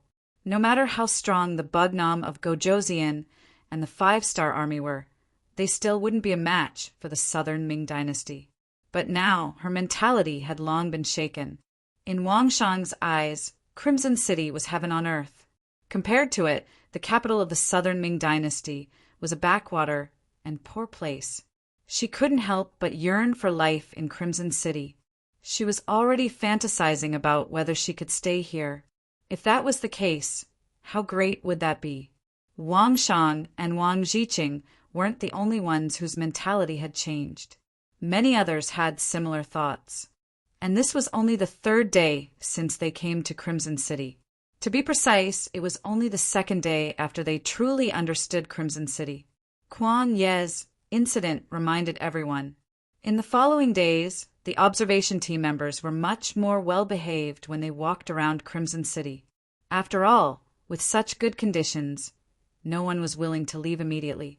Thus, they couldn't do anything stupid. Kuan Yi and the others didn't even understand the deployment of the 5-star Army's forces. They also didn't know how many soldiers the 5-star Army had before they were chased away. But who could be blamed for this? As the saying goes, the evils brought on by oneself are the hardest to bear. With this as an example, the Southern Ming observation team became even more well-behaved. They didn't do anything that crossed the line. But even so, the scenes they saw made them widen their eyes in disbelief. The scenes made them feel as if they were in a dream.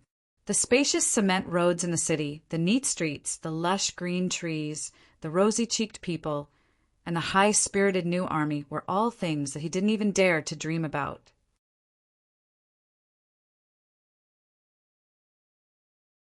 Chapter 1640. Everyone had something to do and money to earn. Children didn't care about their birth. As long as one of their parents was Han, they could receive a good education from a young age. When people fell ill, they had money to treat them. The greatest guarantee was the possibility of dying from illness. One day, they had 3 meals instead of 2. Not only that, they could eat meat for every meal. Everyone had new clothes to wear. This seemed to be something that only humans dreamed of in the immortal world. But now, everything was happening in Crimson City. Those bright windows were something that even the great Ming Imperial Palace didn't have the money to install. But here it was extremely common. There were also towel factories, flour factories, soy sauce factories, monosodium glutamate factories, mosquito repellent incense factories, textile factories, cigarette factories, pharmaceutical factories, paper factories, ceramics factories, steel factories, power plants, bullet factories, chemical factories, power plants, munitions factories, furniture factories, garment factories, cement factories, glass factories, and so on. Wherever he went, he was shocked, and it was the kind of shock that went straight to the bottom of his heart. He really didn't know that the world could be so beautiful until he arrived in Crimson City. The Southern Ming Empire's observation team was still in Crimson City. Everything that happened here overturned their previous understanding. In the capital of Southern Ming, Kuan Yi had already returned with the officials of the Ministry of War and close to 2,000 people. As soon as he entered the city, a eunuch came to pass a decree that the emperor wanted to see Kuan Yi. After tidying up his clothes, the travel-worn Kuan Yi entered the imperial palace and knelt in front of Zhu Qijin. The great Ming Empire was very empathetic towards its officials. They didn't have to kneel when they saw the emperor. But this time, Kuan Yi felt that he had done something wrong. This kneel represented his intention to ask for forgiveness. "Grand Tutor, why are you here? Please rise." Zhu Qijin was an emperor who knew how to act. At this moment, the concern he expressed made Kuan Yi feel very moved. This time he wanted to kneel even more and not get up. "Your Majesty, this subject is incompetent and has failed to live up to your trust. I was thrown out by that bastard Wu Nanwang." Abruptly, he kowtowed to the ground, and his forehead came into close contact with the ground. "Quickly help the Grand Tutor up." When Zhu Qijin saw that Kuan Ye's forehead was starting to redden, he hurriedly shouted. Soon after, the head eunuch, Qian Xingbao, stepped forward and helped Kuan Yi up. Kuan Yi stood up with tears in his eyes. No one knew how much pressure he had endured on the way back. Almost everyone was blaming him. In the beginning, Kuhong and the others would still speak up for him, but later on, these people were too lazy to speak up for him, so everyone vented their anger on him. If it weren't for the fact that the embroidered uniform guards were with him, he might have been thrown off the boat and thrown into the sea to feed the fish. His actions made his opponent, Bugnam of Gojoseon, Yang Chindong, unhappy, but he accepted it. But now, even his own people didn't like him. This was really intolerable to him, causing him to have thoughts of suicide. Now that he finally saw Zhu Qijin, the only person who still believed in him, he cried like a child. Although the embroidered uniform guards had already sent back a message explaining why Kwang Yi came back first, it wasn't very detailed. Now that the real person was in front of him, Zhu Qijin naturally had to ask clearly. He said, "Someone give the Grand Tutor a seat." After slowly sitting down, Kwang Ye's mood gradually calmed down. In the end, under Zhu Qijin's questioning, he recounted what had happened to him, as well as what had happened to the majority of the Southern Ming Empire's observation group. He especially described Yang Qindong's warm reception in great detail. In the end, Kwang Yi said in a tearful voice, "Your Majesty, that bright young Hodong is clearly buying people's hearts. It can be imagined that the officials who went this time might not be bought over by him. But as the saying goes, if you take someone else's hand, you will be blinded. I'm afraid that in the following matters, they will be on Bugnam of Gojoseon's side. We have to guard against them." Zhu Qijin listened to the details from beginning to end and couldn't help but suck in a breath of cold air. Although Kwang Yi wasn't a person who was good at telling stories, from his words, one could still feel that Yang Qindong must have put in a lot of effort to receive the Southern Ming Empire's observation group. In addition, Yang Xie was indeed very powerful now. As the saying goes, a good official chooses a tree to nest in. He didn't dare to guarantee what would happen in the future. Has Crimson City really become so powerful? After thinking about it, Zhu Qijin still asked with a trace of doubt. Yes, because this official's time was still too short, I'm afraid that I only saw the rough outline. The specifics should be more powerful than this official said. In this matter, although Kwang Yi didn't want to admit it, the truth was the truth. He had no choice but to speak the truth. This is really difficult to handle. Zhu Qijin said with a difficult expression. Just as Kwang Yi said, the officials in the observation group could have been influenced by Yang Qindong. It wasn't impossible for them to have been bribed. However, without any real evidence, he could not just cut them off and do anything to the members of the observation group. There were 3,000 to 4,000 officials in the observation group, accounting for 1/3 of the officials in the Southern Ming Empire. In terms of influence, because the ranks of the officials weren't low, the lowest was at least a 5th rank official. Therefore, their influence was even greater. It wasn't an exaggeration to say that they influenced more than half of the officials. Without any evidence, it wasn't difficult to imagine the consequences of making a move on them. If this was really the case before the 5-star army attacked, the Southern Ming Empire would be in chaos. If this was really the case, the result was definitely not something that Zhu Qijin and the Southern Ming Empire could accept. If they couldn't capture people and couldn't make a move, what should they do next? At this moment, Zhu Qijin had a headache. Naturally, Kwang Yi didn't have any better ideas. He had to face 3,000 to 4,000 officials. That was a huge group. His fellow countrymen, colleagues in the same department, as well as those who were related to his interests or were related to him by marriage. This group was so powerful that it was possible for them to overthrow the Southern Ming dynasty if they were not careful. Facing such a huge force, even the emperor couldn't do anything. This was because even during the time of Zhu Yuanzhang, the founder of the Ming dynasty, although he killed many officials and corrupt officials, he still didn't dare to make a move against 3,000 to 4,000 officials at once. How about the emperor give a decree and have them come back? Then, send someone to communicate with them and make sure they don't talk nonsense. Then, we'll wait and see what happens. Kwang Yi could only come up with this idea. That's the only way. I'll write the decree in a bit. Before Zhu Qijin could think of a better idea, he could only say this.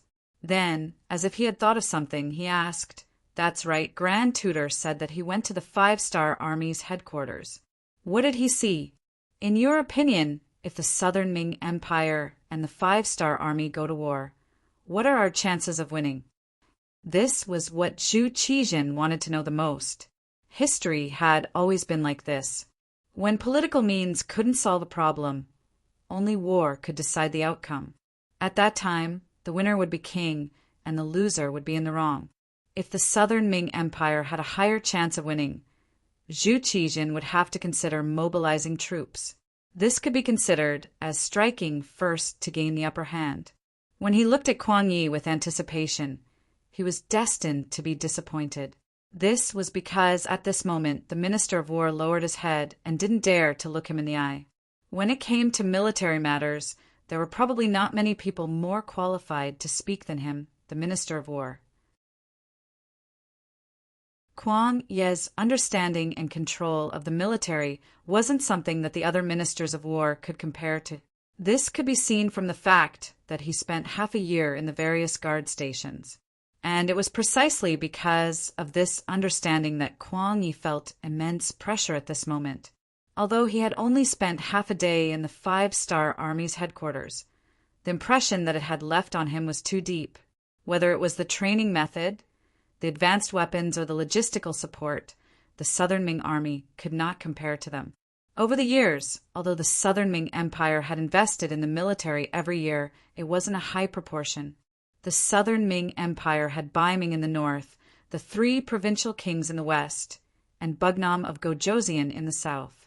However, almost all of the officials didn't think that anyone would use force against the Southern Ming Empire. Bai Ming couldn't even protect himself. So if he made a move against the Southern Ming Empire, he wouldn't have enough confidence. Facing the pressure of the Five-Star Army, how could the three provincial kings take the initiative to make trouble for the Southern Ming Empire? That would be equivalent to seeking death. Only the Five-Star Army posed the greatest threat.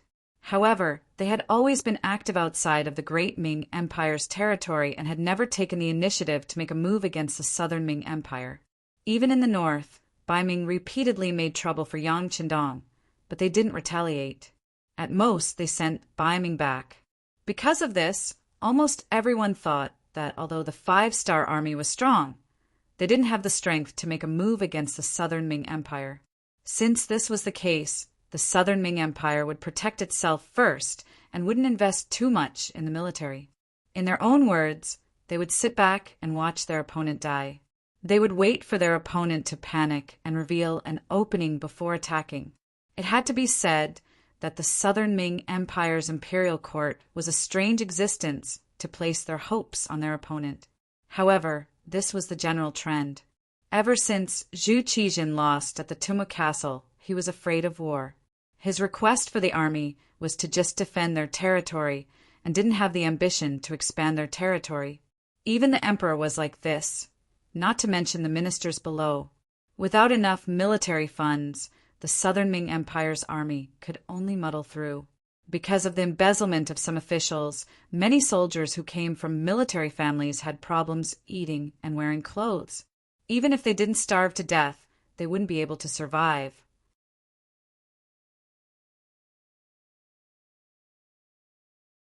Chapter 1641. They hadn't eaten for a long time and didn't have enough nutrition, causing most of the Southern Ming soldiers to look like they were emaciated. In comparison, the logistical support of the soldiers of the Five-Star Army was very good. They could get whatever they needed. All of them were tall and sturdy. In addition, they had reasonable training. Most importantly, Yang Qindong valued them highly. Just comparing them to the army, the difference between the two sides was many levels. Not to mention, in terms of equipment, the Five-Star Army was a pure firearms army. Their firearms could take a person's life from 100 steps away. On the other hand, what about the Southern Ming Army? They were still using the most primitive weapons. Even if they had firearms, their strength would be greatly reduced due to lack of training. How could they be a match for the Five-Star Army? Facing Zhu Qijin's question, Kuang Yi wanted to tell the truth. However, if he did that, it would make the emperor sad and prove that he was incompetent. Thus, after thinking about it, he politely said, "Emperor, if we really fight, I'm afraid that we only have a 50% chance of winning." 50%? If that's the case, then it's 50%. There's nothing to be afraid of. After all, no one can say that they will definitely win. All right, since it's like this, Grand Tutor, you can go and prepare. As for how much silver you need, I'll give you an order later. Zhu Qijin didn't know that Kuang Yi was comforting him. He really thought that the Southern Ming army was very strong and could fight against the 5-star army. After hearing this, Kuang Yi wanted to explain. However, after thinking about it, he didn't say anything. He found that even if he said anything, it would be useless. Instead, it would make the emperor lose confidence. If that was the case, the Southern Ming army would be in danger. Moreover, there was no evidence that the 5-star army would definitely make a move against them. Just like what the staff officer in the army headquarters of the 5-star army said. There, not only the Southern Ming Empire, but also the topography of any power would be recorded. Perhaps he was thinking too much? With the spirit of AQ in his heart, Kuang Yi left the palace. He didn't even return home and went straight to the Ministry of War. Since the emperor had already said that he wanted to develop the military, he had to plan it well and get the silver first. Crimson City. Today was Yu Qian's day off, so he personally accompanied Qin Sun, Wang Zhua, Xie Chong, Shaoxian, Wei Luo, Shanglu, and the imperial censor of the left to tour the city. Their destination this time was the Tomb of the Kings in the eyes of the citizens of Crimson Nest City. The so-called King's Tomb naturally referred to the place where the kings were buried. It referred to the place where the kings of the various countries who were defeated by the 5-star army were placed under house arrest. This was a street near the East City. Looking from afar, one could see that each courtyard was quite large, and there was a king imprisoned in each courtyard. Unlike the other streets, both ends of the street were guarded by 5-star army soldiers. After a rough calculation, there were no less than 1,000 people. This didn't include the police and the 5-star army soldiers patrolling the streets. According to Yu Qian's introduction, there were 2,000 to 3,000 young family soldiers responsible for the security of the street. With so many soldiers, it was enough to show how much importance the Yang Xie placed on the Tomb of the Kings. It was also thanks to Yu Qian leading the team today. Otherwise, if the South Ming observation group wanted to go alone, they wouldn't be able to enter. City Lord. Seeing Yu Qian lead a group of people over, most of whom were wearing South Ming official robes, a colonel in charge of security here ran over and gave a standard military salute. "You've worked hard. How about this? We'll go in and take a look. This is the king's token." Yu Qian smiled modestly and took out a golden token with the word Yang on it. Yes, the colonel walked up and checked the token. After confirming that there was no mistake, he turned around and made a gesture to let them pass. From this, it could be seen that the security here was tight, and even Yu Qian couldn't enter without permission. Seeing this, the left assistant minister of rights, Zhou Ong, said with dissatisfaction, "There's no need to be so careful." Facing Zhou Ziang's question, Yu Qian acted like he didn't hear it and continued to walk into the street. Behind him was a group of officials from the Southern Ming Empire's observation group. Not long after entering the street, they saw the first courtyard. Iron bars thicker than fingers replaced the courtyard walls and completely wrapped around the courtyard. The advantage of this was that it could prevent people from escaping, and it could also allow people outside to easily see everything inside, making it easier to monitor. An old man in his 70s was sitting in the courtyard, basking in the sun. When he heard the sound of footsteps and saw Yu Qian leading a group of people outside the courtyard, a trace of guilt flashed across his face, and his face instantly turned red. Even so, he didn't turn around and go back inside. This was because if he didn't say anything or went back without orders, he would be punished according to the Yangxia law. This punishment wasn't heavy, it was just starvation for 3 days. This old man didn't care at first, but after being starved several times in a row, he finally became obedient. When he saw Yu Qian and the others, although his expression was ugly, he didn't hide inside the house. The old man didn't hide, but Yu Qian had already spoken. "Lily, how are you?" "What? He's the original king of Jiaoji Lily?" It would have been fine if Yu Qian didn't speak, but once he spoke, it immediately attracted cries of surprise from the South Ming Kingdom's observation group. If they didn't know any of the other kings, they definitely knew who Lily was. Some of the officials had visited Jiaoji more than 10 years ago and had seen King Lily. It was just that after more than 10 years, things had changed, so they didn't immediately recognize him. Now that Yu Qian called out his name, they carefully identified him. Soon after, Xia Chong was the first to cry out. "That's right, he is Lily. This official has seen him before, but I didn't expect him to be so old." AI.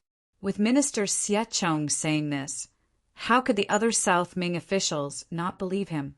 At that moment, each of them carefully sized up the old man, but the thoughts in their hearts had already flown off somewhere. Lily naturally heard the cries of surprise from outside. However, this wasn't the first time something like this had happened. In the past, other kings would be locked up on this street from time to time. When they first saw him, they were also surprised. Being surprised once was uncomfortable, but after being surprised many times, it became normal. Lily, who was used to it, didn't have any intention of hiding. Since he had already been recognized, there was no point in hiding. Instead, he took the initiative to walk to the railing and said to Yu Qian, "City Lord Yu, isn't it a little too long for the performance team to only come once a month? This king is really bored staying here. Can you give a reaction and let the performance team perform twice a month?" "Okay, I will report your request to the higher-ups." Yu Qian smiled and agreed, which immediately attracted a wave of gratitude from Lily. The first courtyard was Lily, which attracted the cries of surprise from the South Ming Kingdom's observation group. The second courtyard was the Lansong Kingdom's King Payase.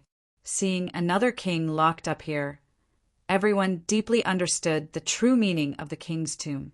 At the same time, everyone's cries of surprise weren't as loud. In the next courtyard were King Boromir of the Phnom Penh dynasty, Governor Chinrong of Luzon, King Leong of North Korea, and so on. Among them, they also saw the blind Duke of the Ross Duchy. However, because they were too far away, the South Ming Kingdom's officials didn't react. More importantly, in the two courtyards of the king's tomb, everyone saw the three provinces' king, Zhu Huiqiu, and Shiping's king Mubin. Coincidentally, the two of them lived across from each other. Every day, when they basked in the sun, the two of them would sit facing each other. It would be very interesting to have two old enemies meet each other every day and not be able to make a move against each other. When the South Ming Kingdom's observation group walked past their courtyard, both Zhu Huiqiu and Mu Bin wanted to turn around and enter the house. However, they didn't dare to because they were already told that they had to stay outside the courtyard until the observation group left. Otherwise, they would starve for 3 days. Humans were iron, rice was steel. If they didn't eat a meal, they would panic. The two of them had violated the rules when they first arrived and starved for 3 days. That feeling was really uncomfortable, and they didn't want to experience it again. When the two of them obediently stood there like rare animals in the zoo, all the Southern Ming officials who saw them had a gloomy expression on their faces. It was as if they had eaten rat feces. Their hearts were disgusted, and their expressions were extremely ugly. However, there was nothing they could do. The two of them had been defeated by Bugnam of Gojosian Fair and Square. They had brought this upon themselves. Other people couldn't interfere, nor did they dare to interfere. After walking for nearly 4 hours, they walked out from the other end of the king's tomb. Everyone's expression was different. Hee, there are still some courtyards that are empty, but it doesn't matter. Bugnam of Gojosian said that they will be full one day. Yu Qian seemed to explain very casually. However, When these words were heard by the South Ming kingdom's officials, they didn't mean that at all. What did he mean by "it will be full one day"? Could it be that the South Ming Emperor and Bai Ming Emperor were also going to be locked up? It was unknown who it was that muttered this in a low voice. However, because everyone was thinking about something, the scene was extremely quiet. Thus, this sentence was quickly heard by everyone clearly. At this moment, all the officials' faces were filled with shock. They suddenly discovered that this assumption wasn't impossible. Since Yang Xie could defeat so many powerful enemies, why couldn't she deal with the South Ming Kingdom and Bai Ming Emperor?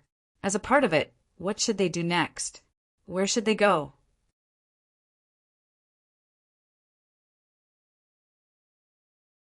Chapter 1642. The trip this time had dealt a heavy blow to everyone's spirits. So much so that when the officials returned to the Yang family hotel, their faces were still as cold as ice. Yu Qian didn't care about this. He only knew that he had done what he needed to do. As for the rest, he would leave it to their king to deal with. Yang Qindong also learned about Yu Qian's trip to the king's tomb. After hearing Beta Persei's description of the reactions of the Southern Ming officials, he couldn't help but laugh and said, "Good, the fire has already been set up. Let's see how the fire will burn." The Bai Ming observation group was still in Crimson City. During this period of time, they went to many places, such as the Yang family school. When these officials saw that the children of the Han people in Crimson City could enter the school for free, they were really shocked. During the Great Ming Dynasty, because the people weren't rich and were exploited by the tyrants, there weren't many people who were literate. Using 1% as a ratio was already a bit exaggerated. Didn't they know that allowing the people to become literate was good for the progress of the people? Of course, they knew, but they still prevented this from happening. This was because they wanted to become a powerful group. They needed to have advantages, and literacy was an advantage.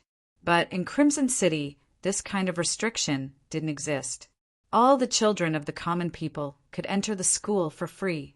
If they learned well, they would be used by the Yang Xie and become an official. They might even have great power. This was somewhat out of the expectations of the Southern Ming officials. How could a grassroots person have power? If that was the case, wouldn't it be a mess? But the Yang Xie clearly didn't care about this. The advantage of this was that the common people had culture, knowledge, and the ability to distinguish right from wrong.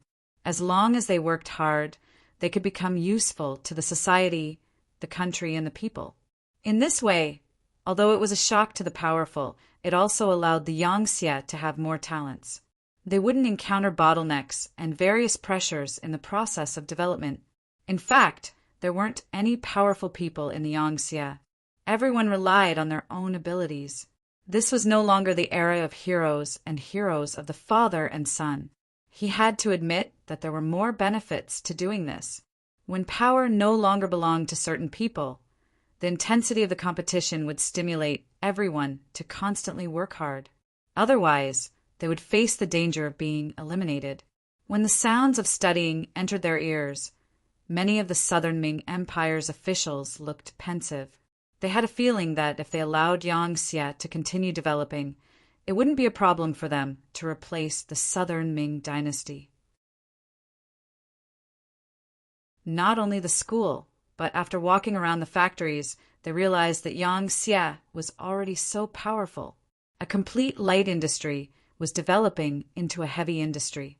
With self-sufficiency, they no longer needed to rely on others and could still live well. This was also why Yang Xie was so confident. It could be imagined that as time passed, Yang Xie's workshop, lathe, and programming would pull further and further away from the primitive Southern Ming. In the end, the strength of both sides would not be on the same level. In the end, it would be normal for the Southern Ming to become Yang Xie's subordinate. The more they understood, the more they felt, and the greater the pressure on them. This trip to Crimson City was like opening a new window, making all the officials in the observer group feel great pressure. Everyone knew that the stronger Yang Xie was, the more danger the Southern Ming dynasty would be in. Their status and safety would be more and more uncertain. After all, no one wanted to see a powerful neighboring country appear. As they understood more, the use of the Yang family's department store and the Yang coins were also displayed in front of all the officials. When they were attracted by the dazzling array of items, they realized that the Yang coins in their hands had been taken away by their family members. Some of them had even been used to buy goods, especially when a few brand new bicycles appeared in front of the Yang family's hotel. These officials were shocked and angry.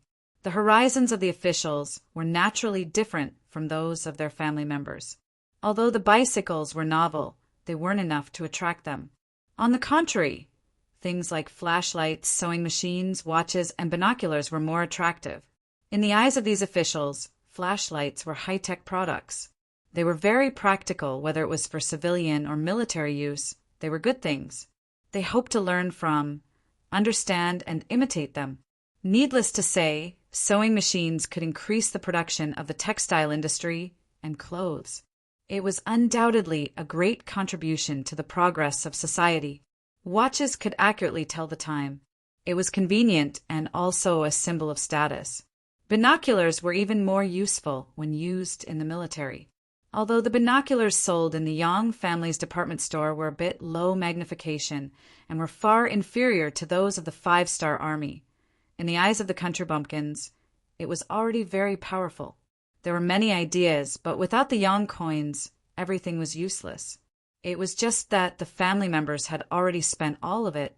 Everything could no longer be recovered. Then another problem appeared. How could they obtain the Yang coins? After asking around, they found out that only officials had the opportunity to obtain Yang coins. They would be given a certain amount of Yang coins in their monthly salary. Yang coins couldn't be bought with silver. It was one of the most valuable currencies. Using the opportunity to inquire about the Yang coins, the salary system of Yang Xie officials appeared in front of the Southern Ming officials. As they understood more, they couldn't help but sigh. As a Yang Xie official, the salary was really high. Some people even calculated carefully. As a Yang Xie official, their salary was actually 50 times that of a Southern Ming official. Although the Yang Xie was very strict with the corruption of officials, there was basically no gray income. However, if one could live a good life just by relying on their salary, who would be willing to stretch their hands everywhere, cause countless troubles, and be impeached all the time? Through the Yang coins, everyone had a better understanding of the Yang Xie officials' salary system. This was the main reason why Yang Qindong gave them the Yang coins. As for some of the goods being bought by the Yang Xie, Bugnam of Gojoseon didn't care. After all, it wouldn't be long before the Southern Ming Empire became a part of the Yang Xie. So what if those things were passed on? Not only did the officials understand the origin and use of the Yang coins, but the family members also had a deeper understanding. Some people couldn't help but sigh. If I could become a Yang Xie official, it would be a very happy thing. It was just a sigh. However, when the officials heard this sigh, they would be lying if they said that they weren't moved at all. Many people even started to consider whether it was possible to become a Yang Xie official from the Southern Ming Empire. It was also at this time that Yu Qian and Shen Yu received Yang Qindong's instructions and unintentionally mentioned the 9 cabinet elders during the banquet. They specifically mentioned that there were only 5 cabinet elders. The remaining 4 spots were reserved for Southern Ming and Bai Ming officials. These people might be a bit bureaucratic, but it was undeniable that they had a lot of experience as an official. This was something that the new Yang Xie officials couldn't compare to. When faced with a problem, experienced officials would often have a very gentle way to solve it. This was something that could be learned and used as a reference. The cabinet elders' empty spot was right there. They couldn't help but think about it. All of a sudden, a few officials became excited. However, they had been officials for many years and had seen and heard too many things. On the surface, they didn't show any abnormalities. However, once this kind of impatience appeared in their hearts, they couldn't suppress it. At this point, the various thoughts and opinions that needed to be forced onto the observer group were basically completed. At this time, the Southern Ming Emperor Zhu Qijin sent someone to deliver a decree to the Yang family hotel. It was to summon the observer group back to the southern Ming Empire. Once the decree was issued, although there was still a month before the observer group was allowed to stay in Crimson City for 2 months, everyone had to go back. No matter how much they loved Crimson City, they were still officials of the southern Ming Empire. Yang Qindong naturally knew about Emperor Ying's decree. Looks like someone can't hold it in. After laughing, Yang Qindong looked at Yu Qian and Xin Yu, who came to report, "The two of you will be busy for a while. It is our wish to serve the king." Yu Qian and Xin Yu stood up and bowed. After the decree was issued, the observer group was only given 3 days to prepare. Some of the family members were naturally a bit noisy. Clearly, they hadn't played enough. Or rather, there were still many places in Crimson City that they hadn't been to. They couldn't help but complain that the emperor was a bit unreasonable. As such, the officials were all trying their best to persuade them. At this time, Yu Qian and Xin Yu appeared in the Yang family hotel. Then the observer group officials were called away by them. They said it was to send them off. But everyone knew that there must be something to talk about. Not only were the ordinary officials of the observation group called away, but even high-ranking officials like Chen Sun and Wang Zuo were also invited to the palace by the Black Knights. Seeing the Black Cavalry eyeing them covetously, they were really worried that if they dared to refuse, what kind of serious consequences would there be? Just like that, 3 whole days passed. Not only did Yang Qindong, Yu Qian, and Xin Yu act, but even the other 3 elders, Luan Shaoqin, Wu Qian, and Long Tainan, appeared in the Yang family hotel and invited the officials to a meal. All of a sudden, almost all of the officials who had reached the 4th rank and above were invited to the banquet. As for the content of the conversation, it was up to each person to decide. In reality, what Yang Qindong and the others talked about with the southern Ming Empire officials wasn't a big matter. Sometimes it was just a small talk. For some officials, they didn't even make a wish to become an official. But was what they talked about that important? You're tuning in to the Thunder Spear YouTube channel. Don't forget to subscribe and join us on this journey to catch the most captivating stories.